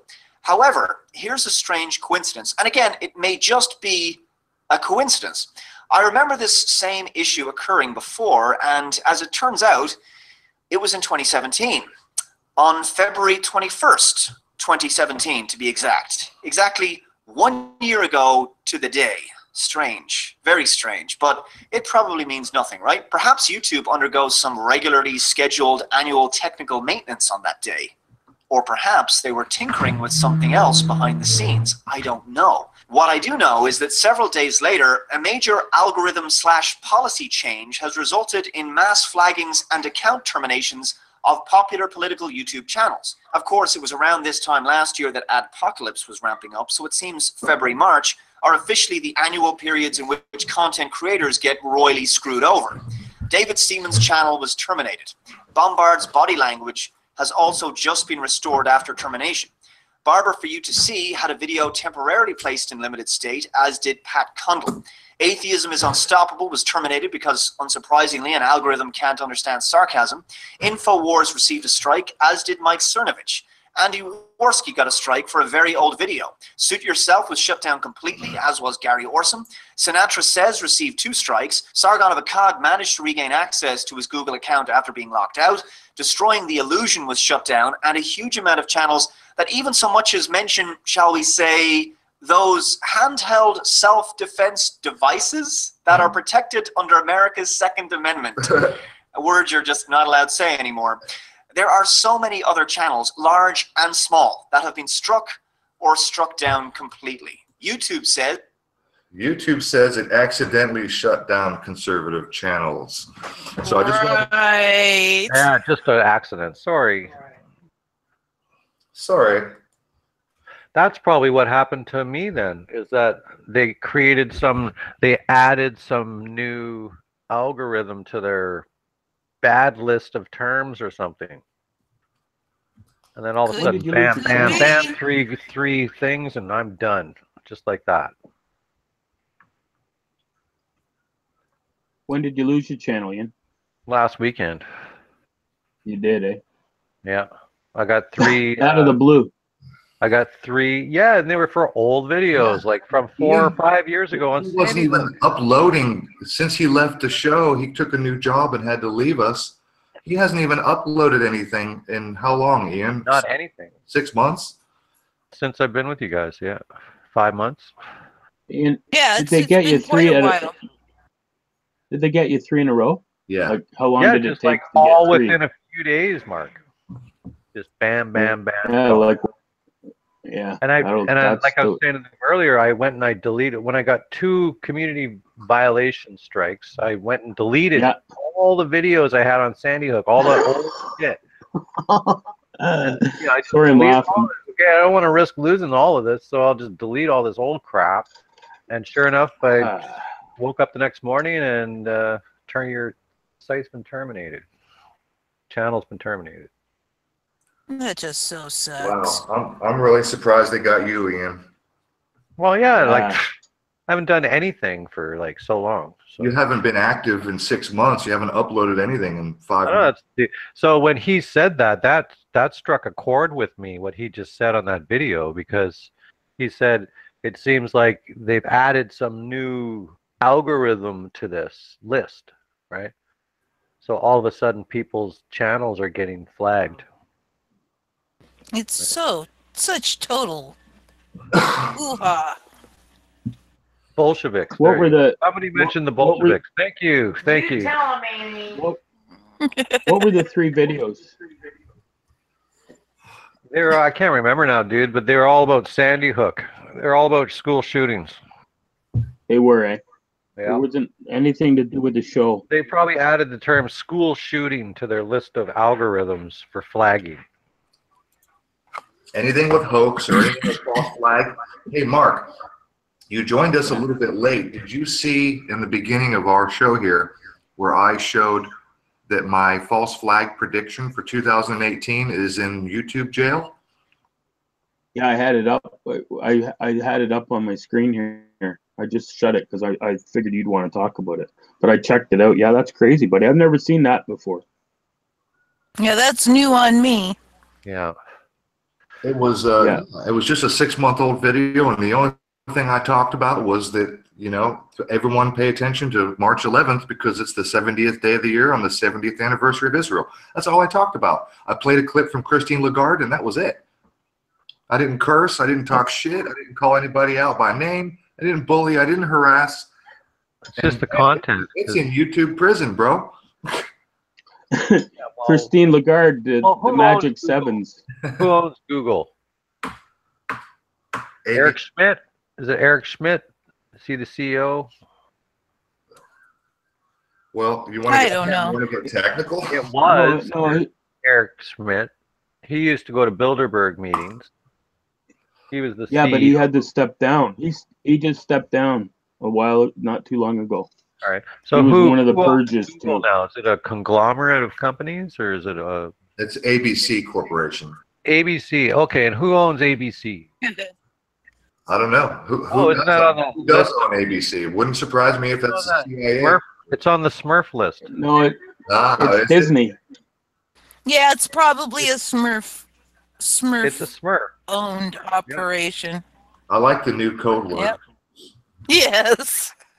It's a Smurf operation. Yeah. It's a Smurf operation. They're blue-age. Yep. Yep. We don't call them Mossad anymore. We call them most Smurfs. Most Smurfs. You can't say it. It's hard to say. Smurfs. Miss Smurfs. There we go. The Smurfs did it. Okay, I've got something else I want to share with you guys here. Somebody mentioned Bolsheviks, and I was looking into the Bolsheviks, and that to me seems like they're kind of the ones that are what they are today. You know. Oh, if you look into the Bolsheviks, you'll realize that the Smurfs were behind that completely. Yeah, well, the Smurfs are. I think the Smurfs of now are that. Yep. Are the same people, right? Like just a new generation. Oh yeah. Okay, so our boy, Mr. David, you know, the male version of a sow. Yes, yes. You know, a male sow. What's that? Yeah, one of those. Sow, like a pig? Yes, the male version. Hog?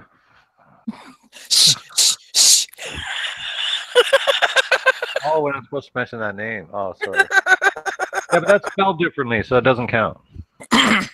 Okay, so all of the major mainstream outlets are saying how awesome these kids are, how well spoken they are, how intelligent and well put together the kids are. Oh my God, how fantastic! They've organized this entire rally all by fucking selves. Blah. With their Freemasonic maternity behind them. My puke bucket is full. Check it out. This is an article from the Federalist. Check this out. Why did it take 2 weeks to discover Parkland students astroturfing?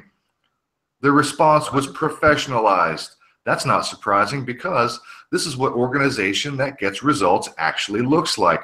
It's not a bunch of magical kids that in somebody's living room. Quote, can you believe these kids? This is what all the mainstream outlets are saying. Can you believe these kids? It's been a reoccurring theme of the coverage of the Parkland school shooting. The remarkable effectiveness of the high school students who created a gun control organization in the wake of the massacre.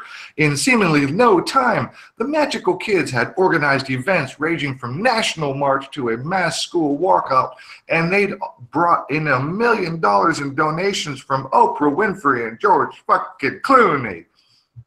Oh, Miami Herald credit their success. The school's stellar debate program. The Wall Street Journal said it was because they were born online and organizing was instinctive. On February 28th, BuzzFeed came out with the actual fucking story. Representative Debbie Washer Machine Schultz aiding in the lobbying in Tallahassee, a teachers union organizing the buses that got the kids there. Michael Bloomberg's group and the Women's March working on the upcoming March for Our Lives. MoveOn.org. Isn't that George Soros? Yep.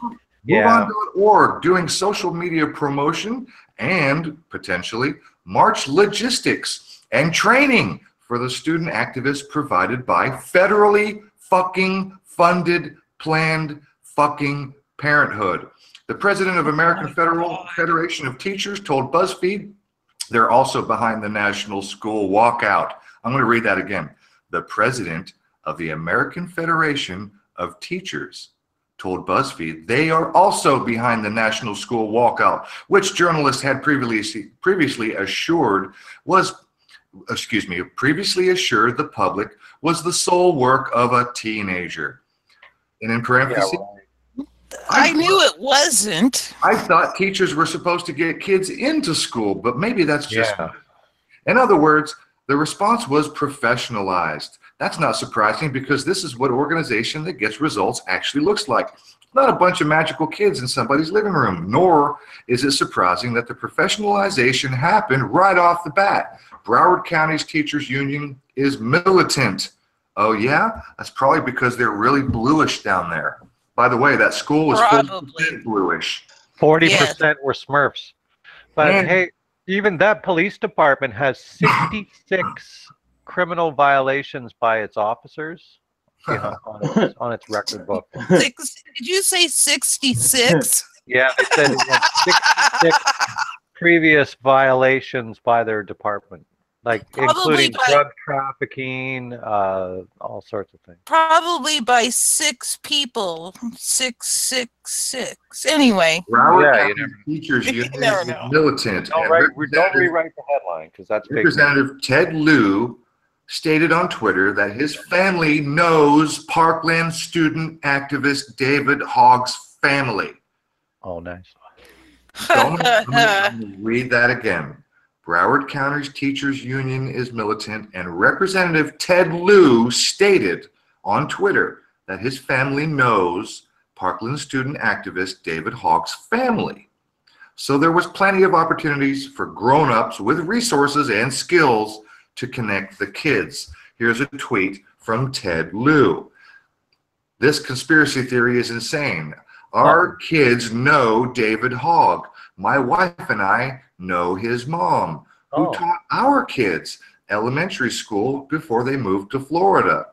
Although David is very articulate, he is not a crisis actor. Bullshit. Bullshit. There's no proof there. He just says stuff, and there's no backing to any of that. So continuing on. And he starts off with an ad hominem saying that it's insane, right off the bat. Well, Ian, I don't know if you saw it or not, but I had a video up the other day, and the title was David Hogg, the Actual Actor, where he was actually acting in an actual movie produced at school.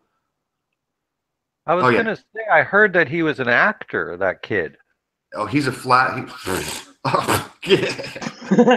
No, not like an actual, paid actor, right? But, So here, continuing on. That's before you get to whether any of them had been involved in the Women's March. According to BuzzFeed, Wasserman Schultz was running on day 2. What's striking about all this isn't the organization. If you start reading books about organizing, it's clear how it works. But no journalist covering the story wrote about this stuff for 2 weeks. Instead, every story was about the Parkland kids being magically effective. On Twitter, I lost track of the number of blue checks rhapsodizing over how effective the kids' organizational instincts were. But organization isn't instinctive, it's skilled work. You have to learn how to do it, and it takes really a lot of people. You don't just get a few magical kids who are amazing and naturally good at it. The real tip-off should have been the $500,000 donations from Oprah Winfrey and also $500,000 from George Clooney. Big celebrities don't give huge money to strangers on a whim. Somebody knows Winfrey and Clooney and called them and asked, but the press's response was to be ever more impressed with the kids. For 2 weeks, journalists abjectly failed in their jobs, which is to tell the public what's going on. And any of them who had any familiarity with organization campaigns absolutely knew. Matt Pierce of the Los Angeles Times would have been ideally placed to write an excellent article. Not only is he an organizer for the Times Union, he moderated a panel on leftist activism for the LA Times Book Festival and has the appropriate connections in organizing. Instead, he wrote about the school walkout, not what was behind it. In an article, Pierce defined Delta caving to the pressure campaign's demands as finding middle ground. And by the way, I just heard that Delta has distanced themselves from the NRA. Anyway, continuing on. But it's not just mainstream media problem. None of the righty outlets writing about Parkland picked up on the clear evidence that professional organizers were backing the Parkland kids either. Instead, they objected to the front and center of minor kids as unseemly, which does no good. Lefties aren't going to listen, and it doesn't educate the right to counter. The closest anyone got was Elizabeth Harrington at the Washington Free Beacon, who noted that Clooney's publicist was booking the kids' media interviews pro bono and said that a friend, not Clooney, had asked him to do it. The rest of all this is that the average righty does not understand what's going on in activism because all they see is what the press covers. The stuff that's visible. It's like expecting people in the Stone Age to grope the Roman army by looking at it. Conspiracy theorists happily fill this ignorance vacuum. Thank you very much. On the other hand, sure, the issue with people who believe in crisis actors and various other kinds of conspiracy theories is that they're susceptible. If they didn't believe in crisis actors, they'd believe in something. I just want to point my big giant middle finger right at whoever's writing this line and point you to the website known as Crisis Cast. Who is he? Well, I don't know. I don't know. But I've got to interject just He's a one source. little thing. I've got to interject one little thing. Aaron, that word is pronounced grok. Grok. Okay, thank you. That's from Stranger in a Strange Land by Robert A. Heinlein. And it's grok. I got a word wrong. I'm sorry. Anyway, continue. Yeah, there's really not a lot more to go on here, except just more of the same. Anybody who wants to read this article can go to the Federalist website and read this in full if they like. Who can you find out who did that? Is that the bottom? I'm looking for the author. David Hines is a specialist in forensic science and international human rights. So how do you spell his name? Working in conflict zones. He tweets at HRADZKA. David Hines. I think that's the author of this article. What is it? What? H-E-I-N-S, I think. No, H-I-N-E-S. H-I-N-E-S, Hines. But hey, who knows? That could be a German name. It could. Maybe he changed it. Maybe it used to be H-E-I-N-S. Sounds German, Heinz. Or Z, depending on. Yeah, sometimes they have a Z at the end. But yeah, who knows? But he's got his Twitter address there. Another paragraph that I really do want to get. I want to read here. Here it is. I'm going to read these 3 paragraphs. Say you run an organization that wants to impress a city councilman and you've landed a meeting. You want your group to look bigger than it is. You've got 15 dedicated people you know will go, but you want to show the councilman 60 people. The first thing you do is you get 10 people from other groups. You don't know other you do know other ideologically aligned groups in the area, right? That leaves 35 people. To get them, you don't post an ad on Craigslist. You look in your database of people who have signed your petitions or whatever, you call them and you ask them to come. If they say yes, you call them again a day or two in advance to confirm. Out of all the people who say yes twice, only half of them will actually show up. So you need 70 people to say yes twice. Expect to make 7 times that number of phone calls to get them. That's 490 5-minute phone calls, which breaks down to 5 people a night per night, making phone calls for 5 straight nights. That's a little more work than posting an announcement on Facebook, and it's organizing. It's not magical kids. It's not George Soros sprinkling money around. It's hard work by people who are trained to do it. Well, can I interject for a second on the points there? Say what? When it comes to the Craigslist ads for crisis actors, yeah, those could easily be fake. Right? Sure. The Craigslist ads themselves, because you don't know who the hell posts on Craigslist. You don't know. That's an excellent point, Ian. And you can't really fall for that. I watched a Call for an Uprising brought that up, and it was a good point he made. And it's like, you know, you can't even trust anyone on Craigslist anyway, because they're anonymous, you know. So you always got to watch out. You respond, and then they get back to you. Got to be vigilant before you jump on that bandwagon. So that's right. That's right.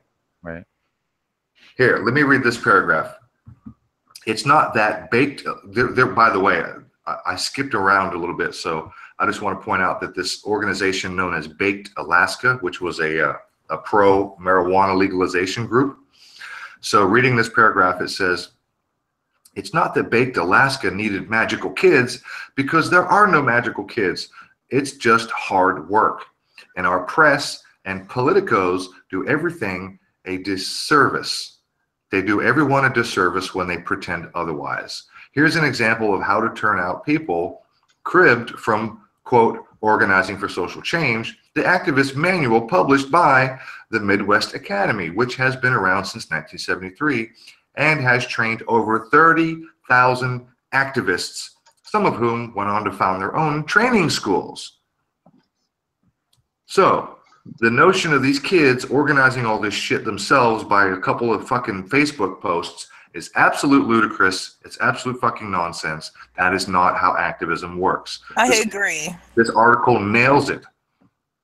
This article nails it. Except for that part where they talk shit about crisis actors, this article nails it. It takes work. It takes dedication. These people have training. It takes hours on the phone. It takes follow-up phone calls. And then at best, you can only assume to get half of the people who pretend or say that they commit. So there's that. And I'm done with that article.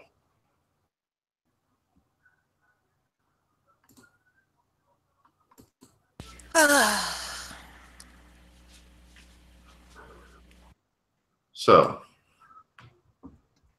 where are we with that, Mark? Well, I'm going to pick up where you just left off with Mr. David Hogg, and we're going to run through. Who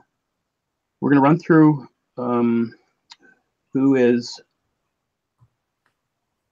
Marjorie Stoneham Douglas High School. We're going to go to Eagle Pride. We're going to look at Eagle Pride. The school's got Eagle Pride now because they are the Eagles, and they're wearing T-shirts and sweatshirts that say Eagle Pride on it. And we're going to go over to Seattle to the Eagles Pride Golf Course, just outside of DuPont, Washington, home of the Amtrak I-5 bridge derailment in December 2017. And we're going to end up with DuPont, and we're going to have a DuPont translation, and we'll come full circle to Mr. Sir Paisley and his 1 minute and 35-second video on Pay Attention America to this David Hogg character. How's that sound? Go, buddy. Run with it. Okay. I'm going to come and take the screen.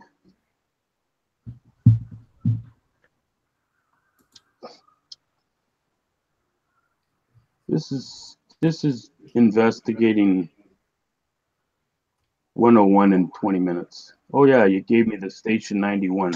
We have to talk about that as well. Oh yeah, you got my that video that. Check that. Oh yeah, glad you saw that. Am I screen sharing it right now? We're looking at it. Yeah. Yes. Good. Okay, that's all I wanted to know. Yeah, we'll come back to that because it all. There you are. Got you. Go ahead. It ends full circle there. Yeah, I'm glad you got that. Go ahead, bro. Yeah, so we want to watch. I'm gonna turn the volume. Sometimes the volume's not so good though, is it? But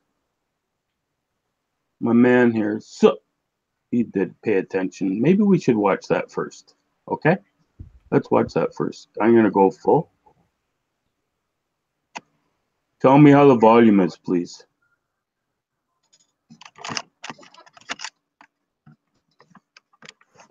Is the volume okay? I'm not hearing anything. No? No, I'm not hearing anything. Yeah, nothing at all. No, eh?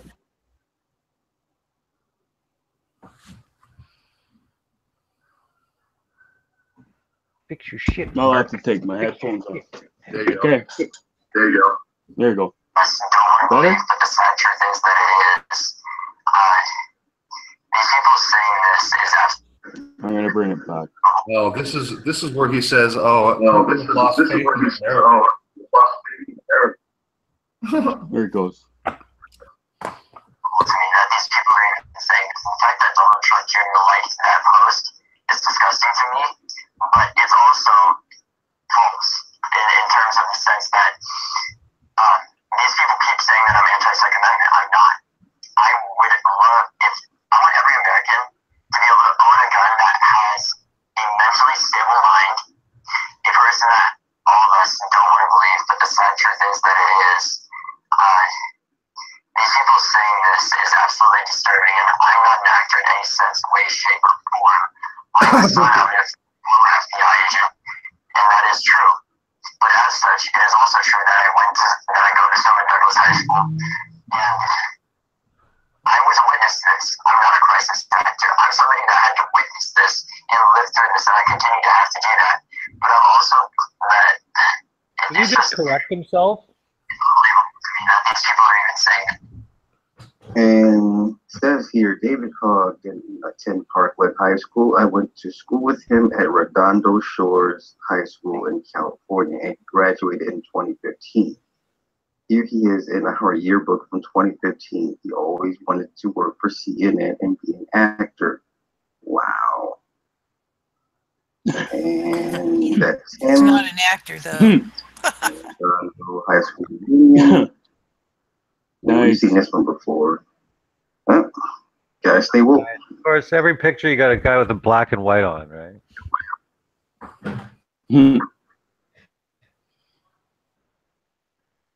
Okay, I gotta put my headset back on. So we're gonna go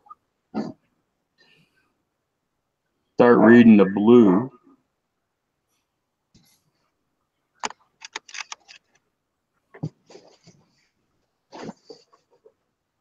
Yeah, Ian was talking about this when he first came in tonight about Marjorie Stone. Yep.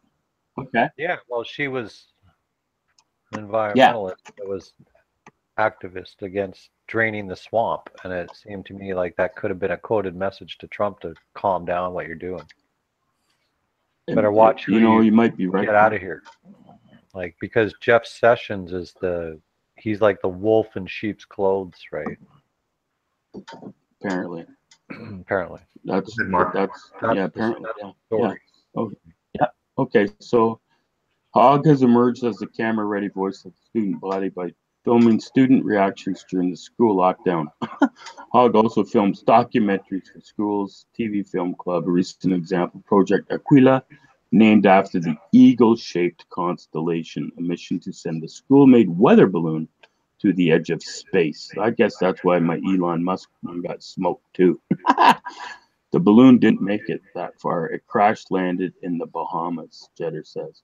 Right. So Aquila. they're talking about Aquila, yes. Named after the eagle-shaped constellation. I got to tell you, man, this is where my research is taking. That influence, Yep. the influence freedom show that we did. This is where my head Yep. is these days.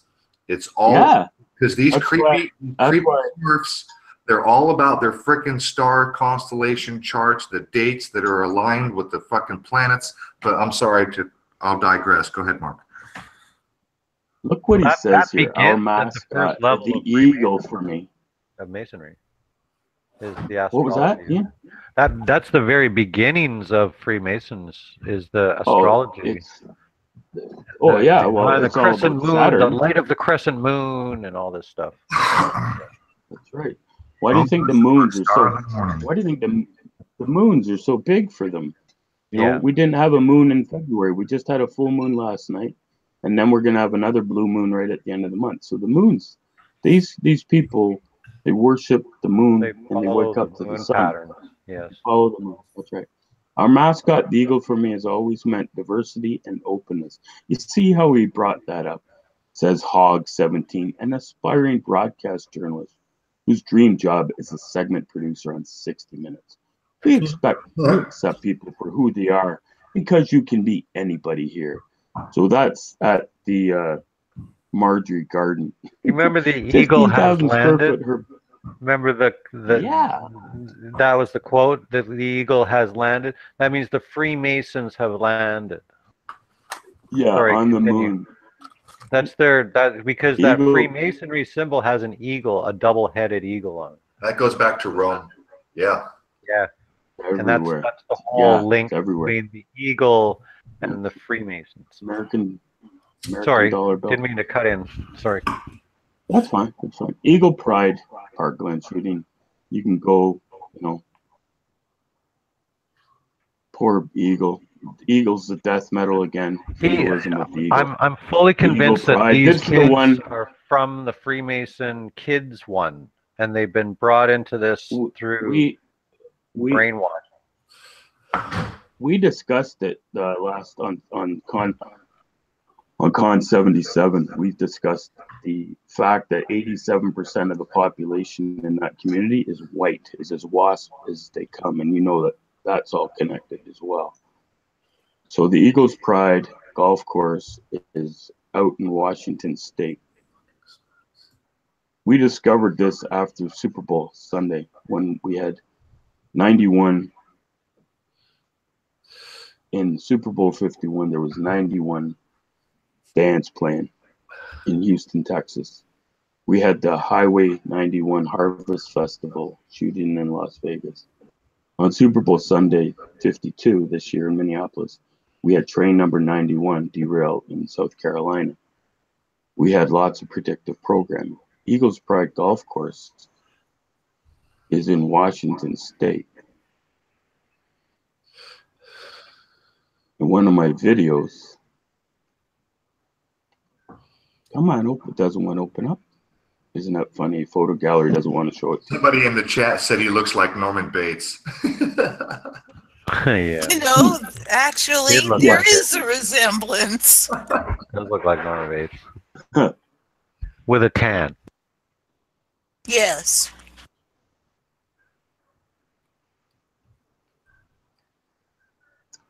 Eagles Pride Golf Course is located on I-5 at exit 116 Mounts Road, Southwest DuPont, Washington.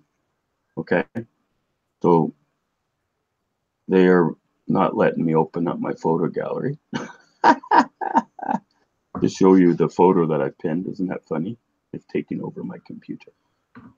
So this course, while we're on the subject, happened right within 5 minutes of where that train derailed. Eagles Pride. I might just have to share this video that I mirrored from Ghost X channel. I don't know how many people have seen it by now. Let me see.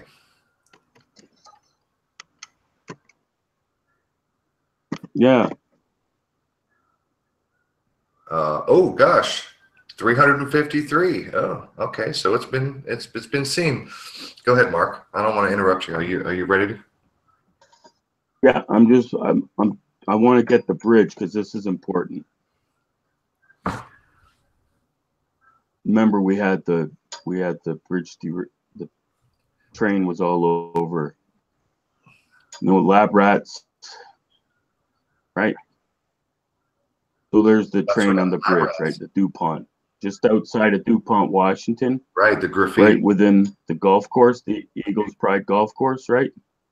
We know that the DuPont family is the Rothschilds, part of the Rothschild family of 13. DuPonts. The DuPonts were part of the. Yeah, they're obviously they're deep into the DuPont family. They're in the bloodlines of the Illuminati. They're in the 13 bloodlines. We discussed. Yes, they were the ones that I believe put the thermite in the paint, which was then painted onto as the rust protector paint on the beams in the towers. The DuPonts were part of the nanothermite. Talks about. Go ahead, Mark. Unsuspecting workers that put it on. Anyway, my last one of my last comments that I picked up on, because on my phone I don't have to log into my YouTube. I can go right into it, so I could see the comments on my main channel because they're banning me from trying to get in there. DuPont, you see, of the, and then pont of the bridge. So one of my commenters left me that, by the way, DuPont means of the bridge. So you don't think that there was a lot of symbolism involved? You can't tell me that there wasn't any symbolism involved in this. Everything is scripted. Everything is passed from AI in the morning, Reuters and the other news agency known as American. What is it? AP, Associated Press. Yeah. Associated Press. They get on the Reuters. floor. Yeah, and they send out the email for the day to be what the script is going to be. Yep. And they thrive on it. And that's the connection that I found with that. And then, Aaron, we're going to go back to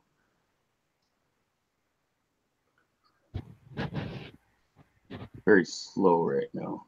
They're playing games here. They're not letting me open these windows.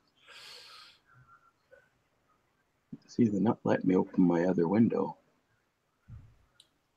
Don't you love being on Explorer and letting them have control of your computer? So anyway, Aaron, what we were talking about, and I don't think it's on here. I think it's, sorry for the delay. Let's look at it. It's in a loop. So where does this go from here? Eagle Pride to what? Yeah, it goes to Seattle. It's got a program called Station 91, and it's about a fire station in Seattle that deals with obviously day-to-day catastrophes. And they say it's a knockoff of Grey's Anatomy. Well, in Grey's Anatomy, there's one of the season ends with a huge ferry accident in Seattle, and Seattle is yet to have their big false flag, whether it be something coming in from the ocean or something coming in from an earthquake or. Well, now we got the Russia. Russia's in the news right now. They've got an ICBM that apparently can evade the anti-missile. Yeah, right. Yeah, right. I don't know. I don't believe anything they tell us about war because it's all just to pump it up so we put more public force and money into it. So that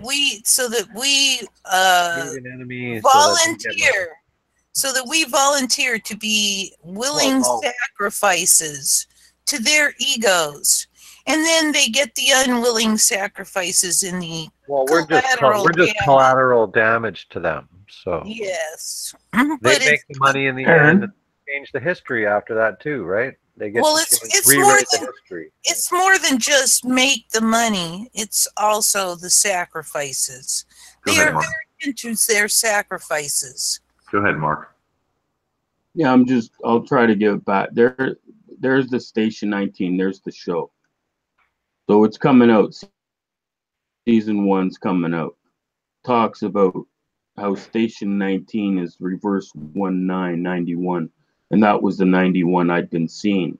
And we just had a bunch more symbolism with the 19 as well. We had 19 Amy, students. What station in teachers shot and killed? Yeah, that's a good question.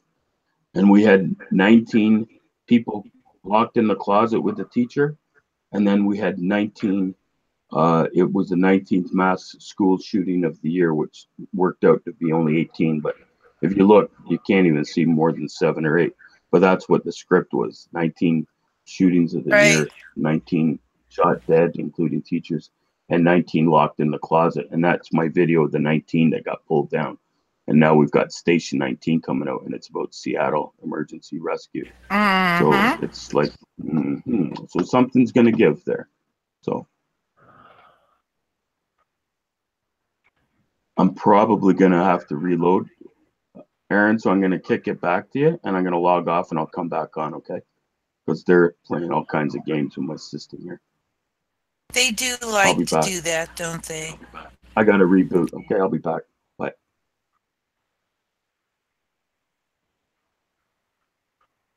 But it won't even let me send it back to you. Well, station equals 8 and full reduction, so I don't know.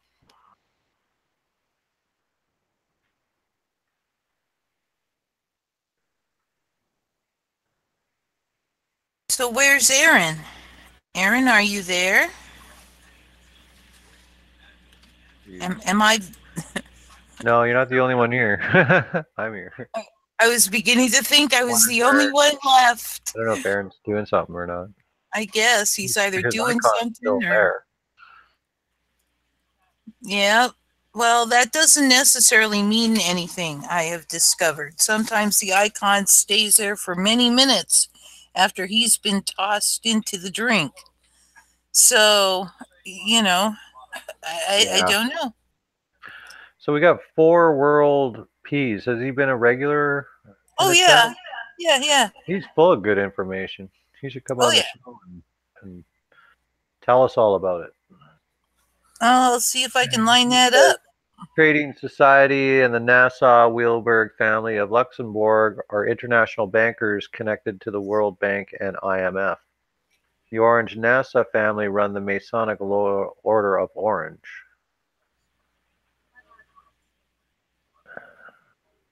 The Linné family. Yeah. Yeah, no, well, there's a lot of people, like I said earlier, there's a lot of people that we don't hear about because they don't want us to hear about them.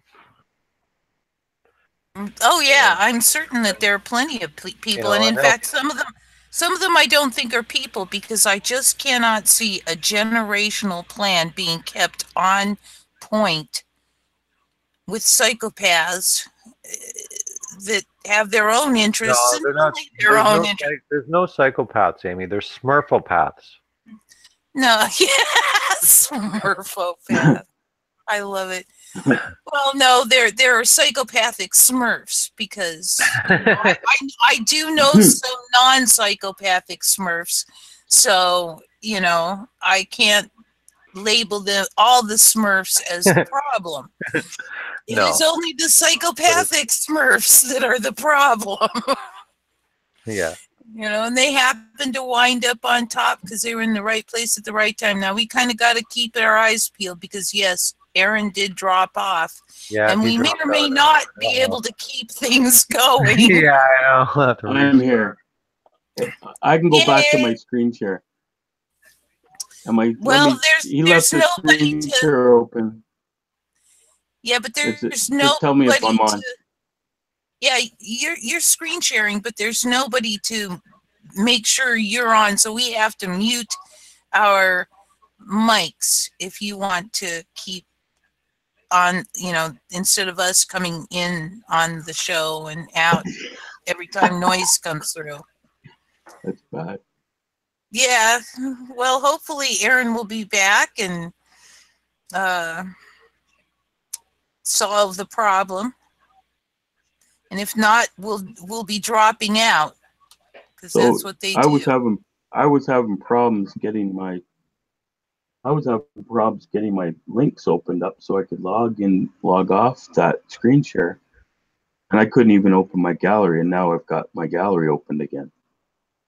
So this is where the train derailed, December 18th, and there's Eagles Pride Golf Course, and there's DuPont. So that was the connection. Oh, that's the one that. That's the one.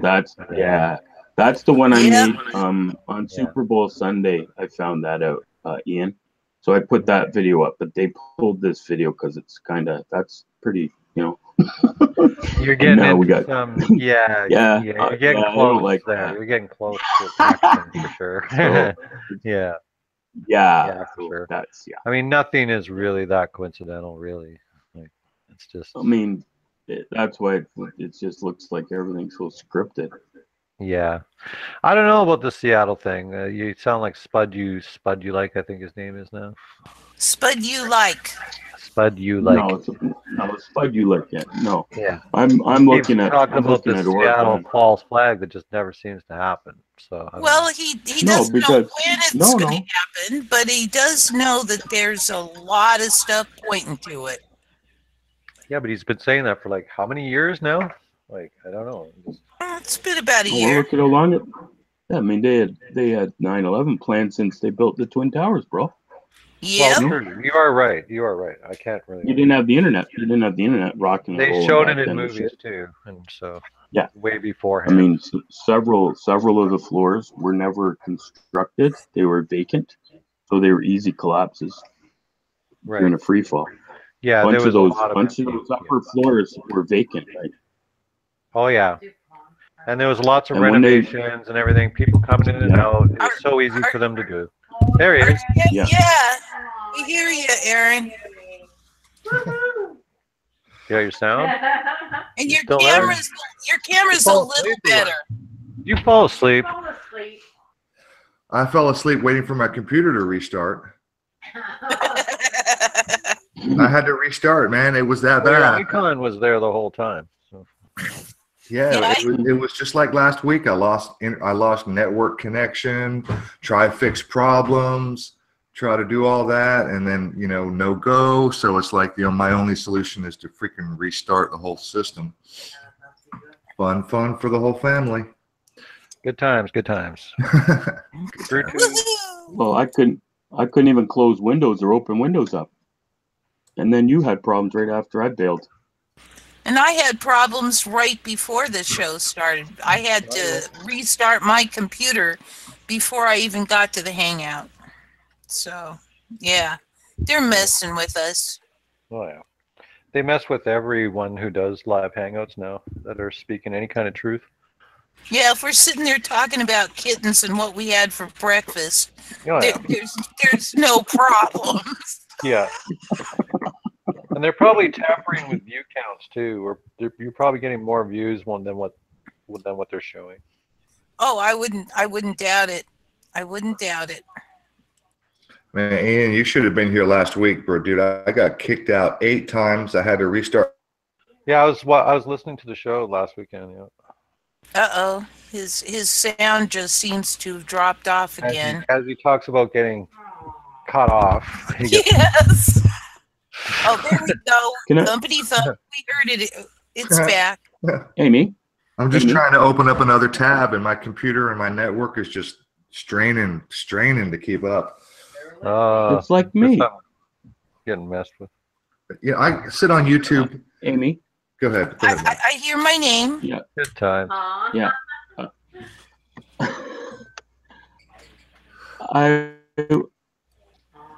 Now Mark's cutting out. Yeah, Mark's yeah, cutting out.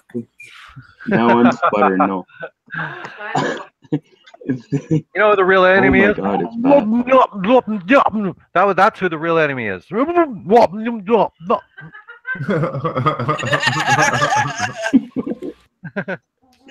I'm glad we cleared that up. Everything just echoes so much. Everything just echoes so much. If David Hogg, if this guy, I gotta. Just kidding. Go ahead, Mark. Is it bad? Does it sound that bad? I think I've corrected everything. Hopefully, I'm back to normal. If David Hogg, if he's so important to their operation, he has to be, because I've never seen so much backlash. Last night on Hagman and Hagman, I was mentioning it earlier. the show was stopped at 1 hour and 50 minutes in when their second guest, who I wanted to hear, a female investigator that lives 5 miles from the school, she started saying that David Hogg is actually 25 years old. And once she started talking about his age, the show went off the air. If you look at Hagman and Hagman, the show's usually 3 hours long. And last night the show was ended at 1:50. If you go right to about 1:48, 1:49 of that show, you'll hear her start talking about David Hogg's age. And then the show got shut down and they got sabotaged. And Hagman's not on tonight either. And they're normally live. So they were hacked, and they've been hacked twice now. So wow. They were hacked. They were hacked. I don't really like that guy is kind of like almost too left leaning, sort of too liberal. You know, but still. You know what? He's backing Trump still. So as long as he's backing Trump. David Hagman. What's the old saying? David Hagman. Joe. Hagman and Casey. Regardless, I said, I don't real pay attention to what they have to say. I like to listen to who the guests are. You gotta listen, Ian. You can't be listening to Richie from Boston all the time, buddy. That's the bottom line. You gotta stay away from him. You gotta stay away from Richie. I knew he was a shill a long time. Ian used to give me hell for listening. I was actually never even subscribed to that guy ever. I like Richie. I will admit that I was subscribed briefly. I like Richie. Anyway, listen, you guys, I went to a lot of trouble to compile a sizable list, and we're getting close to our 3-hour mark. So let me read this list of channels that I have compiled that have been terminated and or struck. And it is as follows. And by the way, if anybody wants a larger or more complete list, you can go to the Outer Light channel. Ed over at the Outer Light channel has asked his subscribers to submit channels that they know of who have been struck or terminated. And I believe he has a much larger list than I have.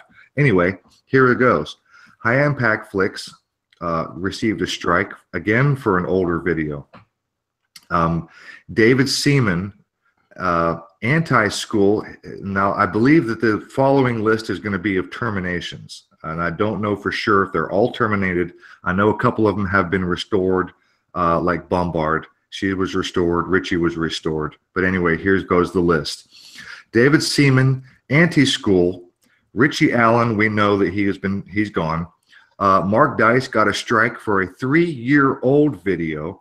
Titus Frost is gone. Ron Johnson, Bombards was recently restored.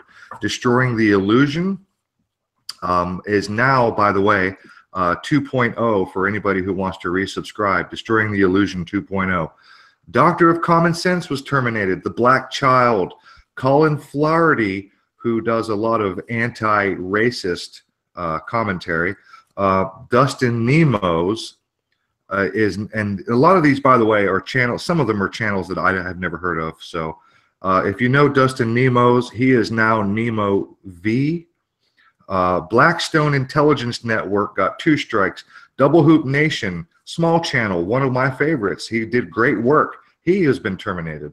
Logic Before Authority, Bourbon and Bullets, Lee Stranahan, Jordan Sather, Truth Warriors, Max Malone, and just for the record, my own personal preference, fuck Max Malone and his flat earth bullshit. Charles Walton, again, I'll add my personal commentary. This is my opinion. I was subscribed to Charles Walton for a while. I think his shit is a giant fucking nothing burger. And for the record, he is, in fact, a legitimate journalist. However, I just think his channel is mostly clickbait, his titles, and I'll shut up. Enough about that. Defango, I think, got terminated. M. Lord and God. Lionel.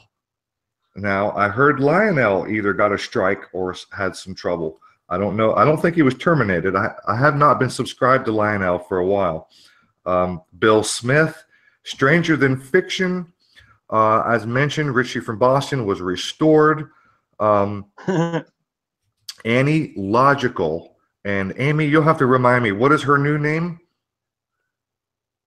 Real. Oh gosh. Real Logic? Hold on.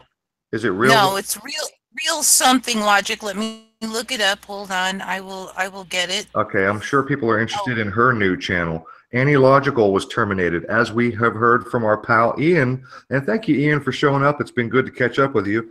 Ian's channel was terminated. Gemini MC69 is now Gemini MC2, or I'm sorry, MC69692. Yeah. Right? Gemini. Okay, I have Annie Logical's new channel is Real Change Logic. Okay, thank you.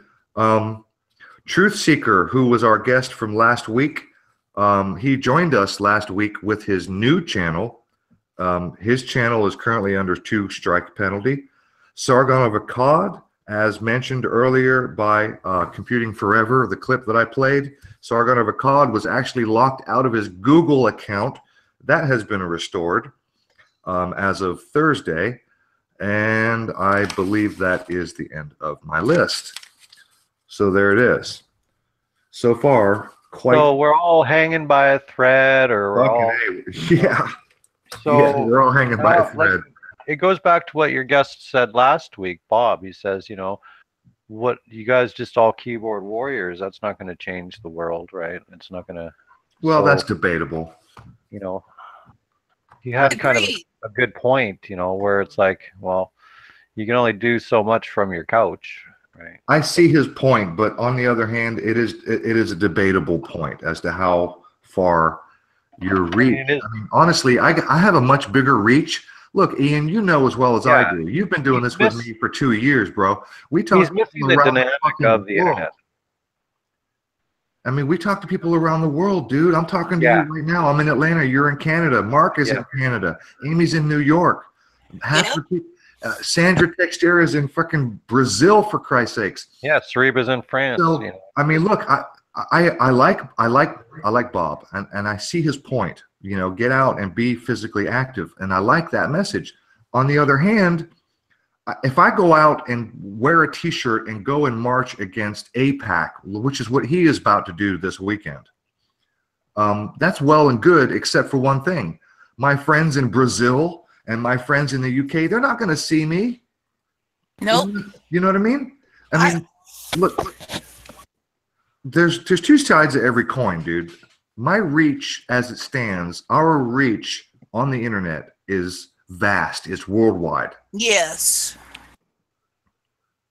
So, I mean, again, it's a debatable concept whether or not you're going to stay home and continue to put out good information and connect with people around the world, potentially millions of people. I can put up one video and it can potentially go viral and be seen and shared by millions of people. That's the potential. If I go out on the street wearing a T-shirt, how many people am I going to affect? Not a great number. Most people just turn away. They just, and you don't really have their eyes. When you're on the web and you encounter somebody, you have their eyes.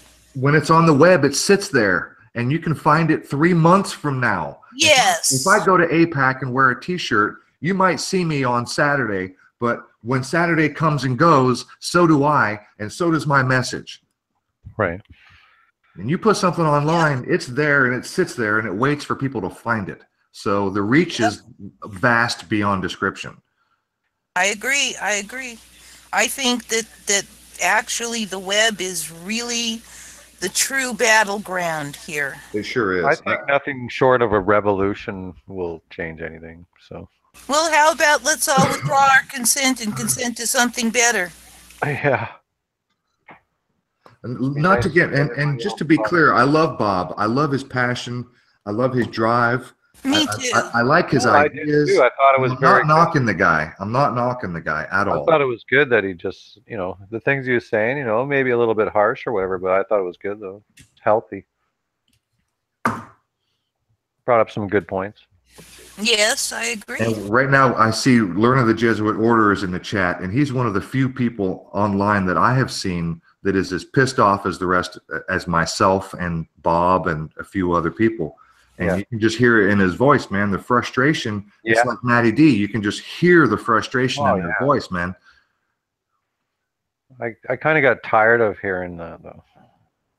Well, I got tired of Matty D bashing everybody for not doing what he does. But I appreciate the passion, and I like what he does. He's got he can see things that, you know, his brain works on a bigger scale. He likes to do the world politics. Not everybody has that kind of brain, and that's good for him to do that. But don't bash other people for not doing it. Right. Yeah, I got another attack. Really? Reply from Really? What a fucking scumbag. Maddie, if you're listening, fuck off, man. Leave Amy alone. Give it a rest. You know, just do what you do. We love what you do. Just stop talking shit about everybody who doesn't do what you do. Quit it. Yeah, I agree. You know, it's like I keep saying, okay, Maddie, if you're going to attack me, I'm going to ask you, what are you doing to solve for the problem? Just yapping about all the problems is not going to solve them. That's my take. Right. Look, there's a lot of things that need to be exposed. And if we all did what Matty D does, what would change? We just know, well, one thing is, I mean, knowledge is power. We can't downplay, you know, not knowing, right? Or knowing. Because knowing is better. Okay. You feel like you're one step ahead of them. And you can see things coming from a mile away. As soon as there's a shooting or whatever, we know it's fake already until proven real, right? So we are one step ahead of them. Let me see. In that sense. I'm not even going to try to pronounce the Iman Athuaus, a.k.a. Jace. He said he didn't know Matty D was attacking decent people. Yeah, Matty D has made quite a point to attack literally everybody who does not do exactly as he does. Yes. He attacked me for using Epidemic Sound. He thinks I'm getting paid by Epidemic Sound. He did a video attacking me for giving them kudos in my videos. Matty D, fight me. He attacked. I have respect for his work. I mean, I do too. He does great work. Like, and you know, gotta give him dues where they're. His insight is amazing, and nobody here has a problem with his work, his ability to see things. That's fantastic, and we all love him for that. But he's gone off the rails, and he's just furious, and I can hear it in his voice. He's pissed off, and I can hear it. Frustrated. But stop attacking everybody for not pointing out the things that you point out. That's right. Just be that information channel. Just do your thing, man. We love you for what you do, Maddie. We love you. Yes, indeed. And I'm still subbed. I'm still subbed to Maddie. I still watch Maddie. Even though he attacks Amy on a regular basis. Even though he has shown up on my channel, attacked me, attacked Mark from Global Agenda. Really? Really? You're going to attack Mark? And in fact, one of the videos that Maddie put out attacking Mark was because Mark didn't speak. Every now and then Mark will put out a video where he has text for you to read and he doesn't talk. That was part of his excuse to attack Mark because he didn't talk. Come on, Maddie. Come on. Take a pill. Yeah. And Matt should know me. Matt should know me because we talked for 3 years on Google, and we've gone back and forth on video. So he knows very well who I am, and for him to, you know, just treat me like a stiff, that wasn't acceptable. So, you know, I got in a fight with Jeff C and Max Malone, and I buried them for as long as it took, and I won't come back and bury Matty D, even though there's sufficient enough stuff on him from Twitter, etc.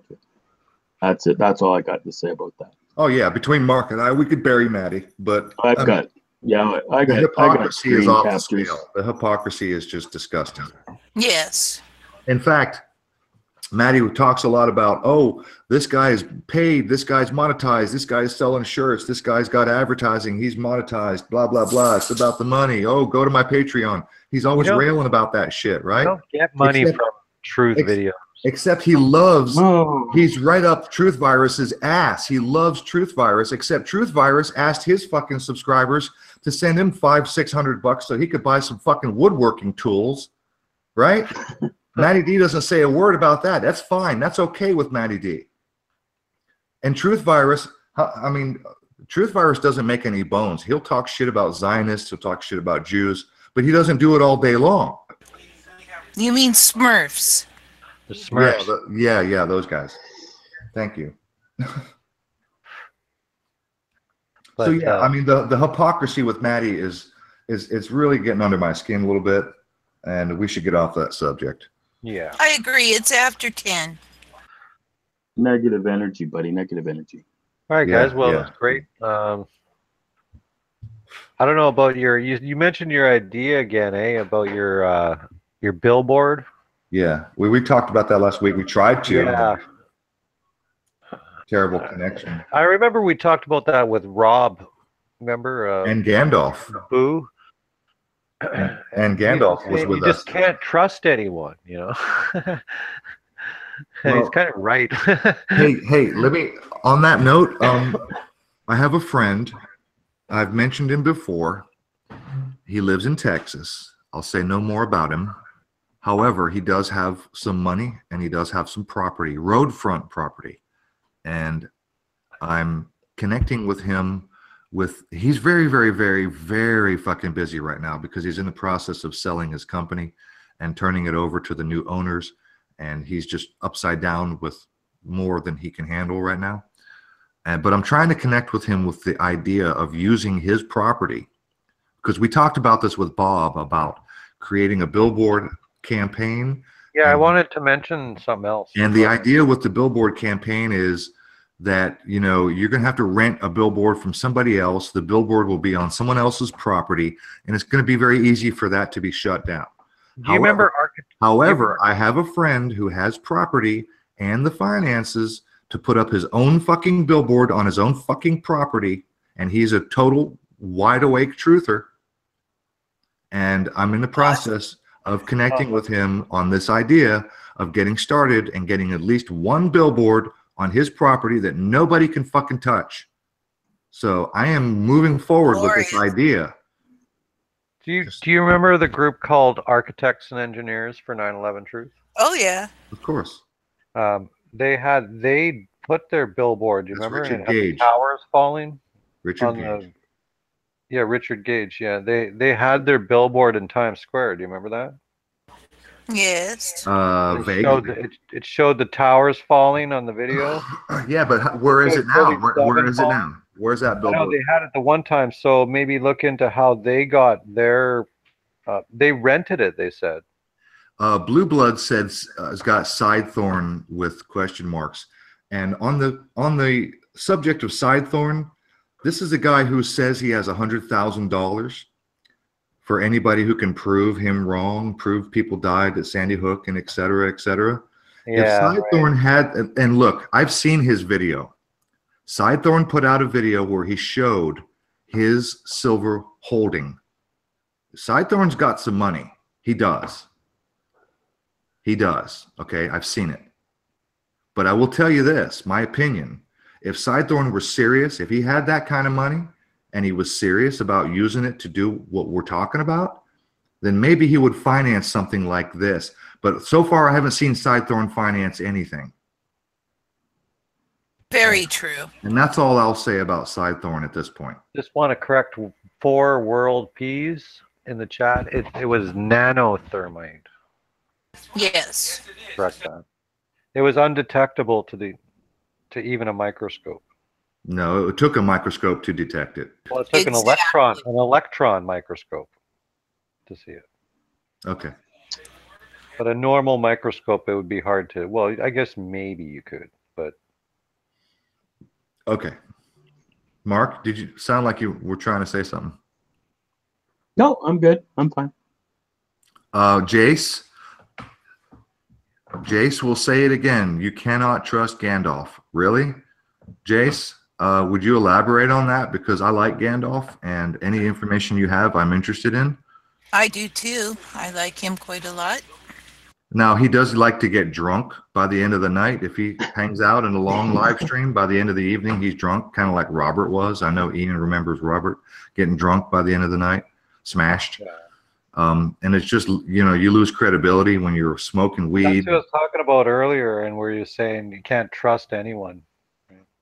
You know, when these guys do these live streams and they wind up smoking weed through the whole thing and getting drunk, but smashed, like sloshed by the end of the night. Drunk. Like, you're not helping the movement, man. We need credibility, and this isn't helping. So he started ranting. Oh, what the hell are you guys doing? What are you doing about? Yeah, Robert would just interrupt the whole conversation with, oh, yeah. Anyway.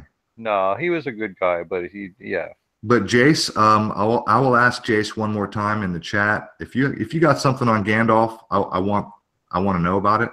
You can connect with me on a private message. You can leave me a message, comment. But I'm interested because I do like Gandalf, and I think he's genuine. All you got to do is listen. Distracts and sidetracks. Any important topics? I don't know about that, Jace. I will pay more attention, but that's all I'm going to do unless you got more. But by the way, connect with me on private message if you have something important. Leave me a comment after the upload. But, you know, if you know something, you know, don't leave me out. Don't leave me out of the loop. Mark, you want to add? I just I'm going to be on my backup channel for a while because it's 2 weeks, and I don't foresee that channel surviving. If I got 2 strikes in 6 days, I can't. There's no way I can stay safe with that channel for 3 months because their algos and their little Southern Baptist trolls are going to nail something there because you know it's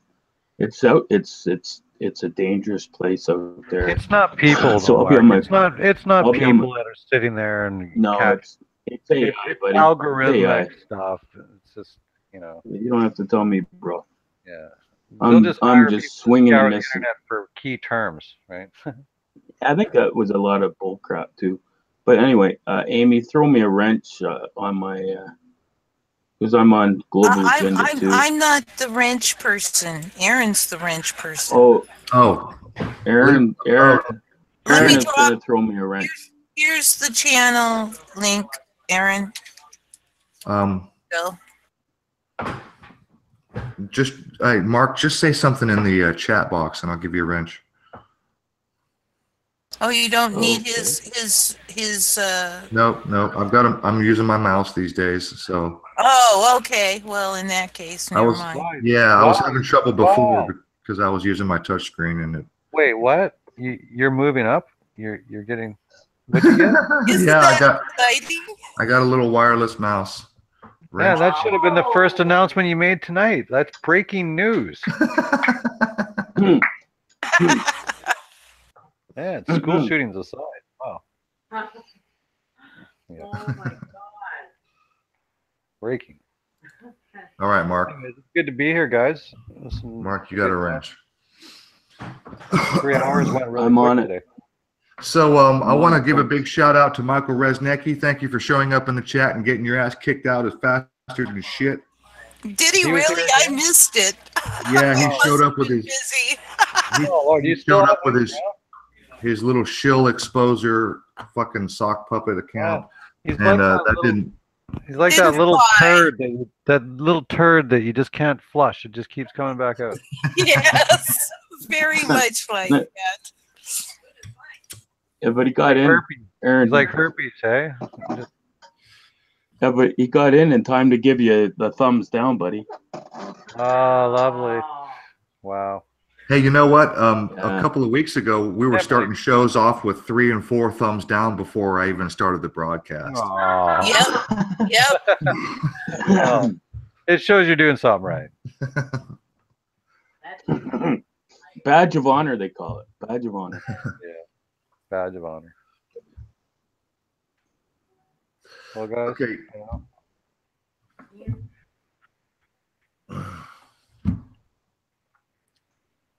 Okay, so Jace, he doesn't like opinions. He likes provable facts. So, Jace, I appreciate that, and we love that concept. And with that, I will ask you one more time, if you got something on Gandalf, let me know.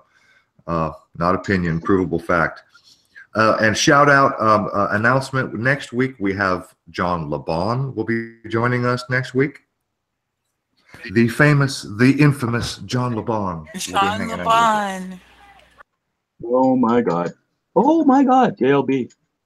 And we will be talking about some very fringe topics with John LeBon. I'm going to give him a chance to change my mind, although I doubt he will be successful. Me too. So for everybody in the chat right now, Mark just dropped the link to his backup channel.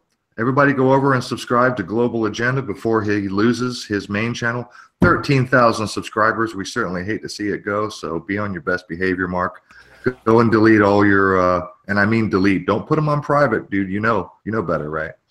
Yep. You got to fucking delete them. They got to go. Anything questionable right now needs to go. I purged a lot last year. I guess I'll be purging again.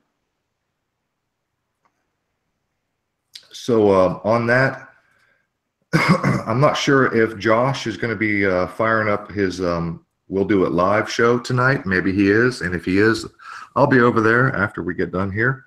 I like to go hang out with those guys, and yeah, that includes Gandalf the White. So there, that's where I'm going to be. So final thoughts, everybody. Ian, final thoughts. Be vigilant, and but not a vigilante. But not a vigilante. Yeah. There you go. That works.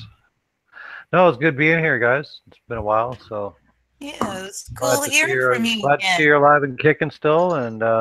Ian, I gotta say, I'm so happy you came and hopped in here tonight, because I was actually worried we haven't communicated. I thought I said something that pissed you off, and I'm just really glad to catch up with you, and I'm glad that you're here with us, buddy.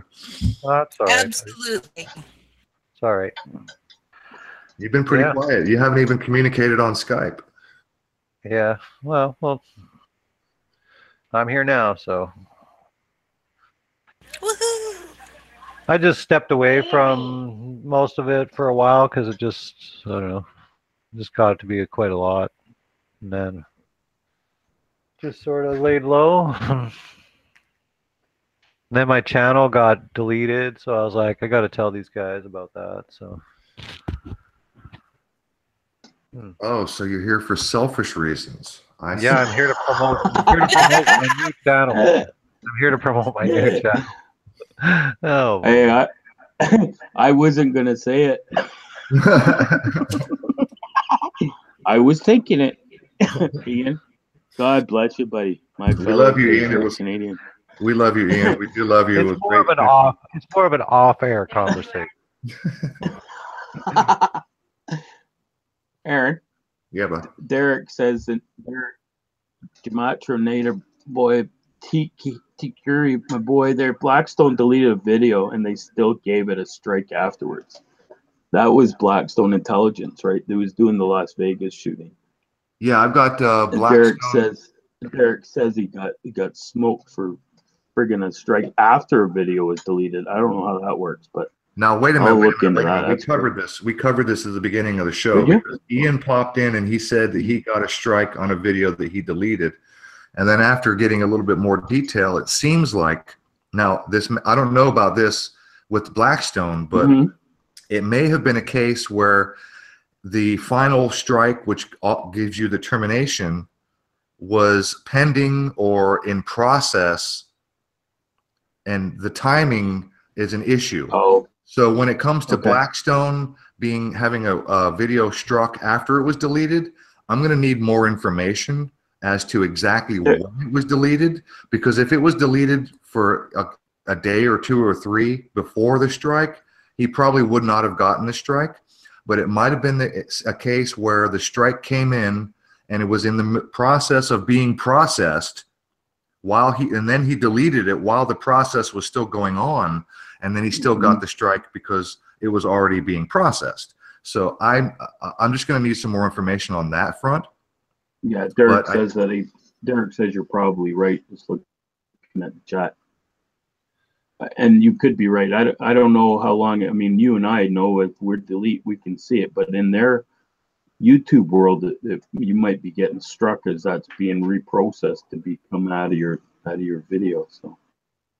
Well, my other channel before the one that was terminated, I got 2 strikes in 1 hour. So, I mean, it's possible that they issue the strikes, bang, bang, bang, and then maybe the final strike or one of the strikes takes time to process. And maybe it's a coincidence that you delete that video and you think that you're safe, but the process is already in the works. So it's a matter of timing. I'm just going to need, I'll need more information to determine whether or not, because that's interesting. I really want to know if that's the case, if they can still strike you even after you delete a video. That's interesting. That's important to know. But I do think it might be an issue of like an update issue or a processing issue. So I don't know. Amy, final thoughts? Mark, Yes. Final thoughts? Yes, I'll go with the final thoughts. Withdraw consent from these crazy ass systems that are run by psychopaths and consent to something better. See my glorious and relatively short, less than an hour playlist on my channel. It's up on both my main channel and my backup channel. And visit my website where we can discuss, it's a forum, we can discuss the universe. And that's tapyourit.boards.net. That's TAPYOUREIT.boards.net. Brilliant. Mark, final thoughts, buddy.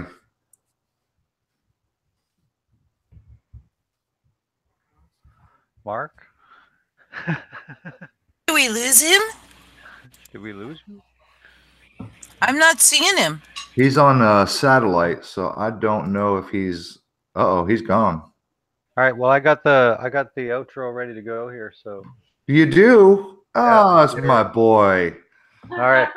So, on that note, Bart, our buddy Bart, he's out sick, and he usually does our intros and outros. So we got Ian, and what a fucking coincidence, Bart. Thank you for on the spot, Johnny on the spot. And I wanted to say thank you for the acknowledgement there a couple months ago about the intro. Somebody said, yeah, it's awesome, and Amy said it was me. You guys said it was me, so thank you. Absolutely. Of course, bro. We give credit where credit's due. Yeah, man. We're not here to take nothing. We're here to give. We're here to give. You get all the credit, Ian. That is Ian's intro. Ian created the music, and Ian created the basic intro that we. Well, Amy, with Amy's help, we had the new. So. Yeah, Amy did a lot of the video production, but the music is all Ian. Absolutely. Ian and I sat, and I helped a little bit of collaborating on the music, but it's pretty much all Ian on the music, and it's pretty much mostly Amy on the video.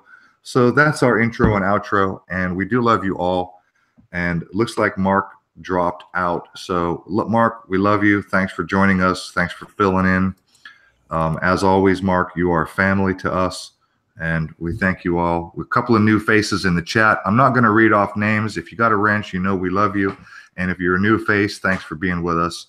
And with that, my final thoughts, be good to each other and pick up your fucking trash. Take us out, Ian. All right, man.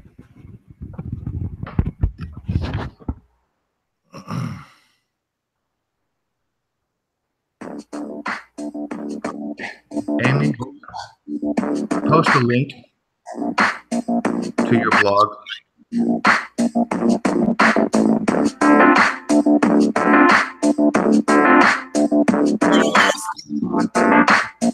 Playlist.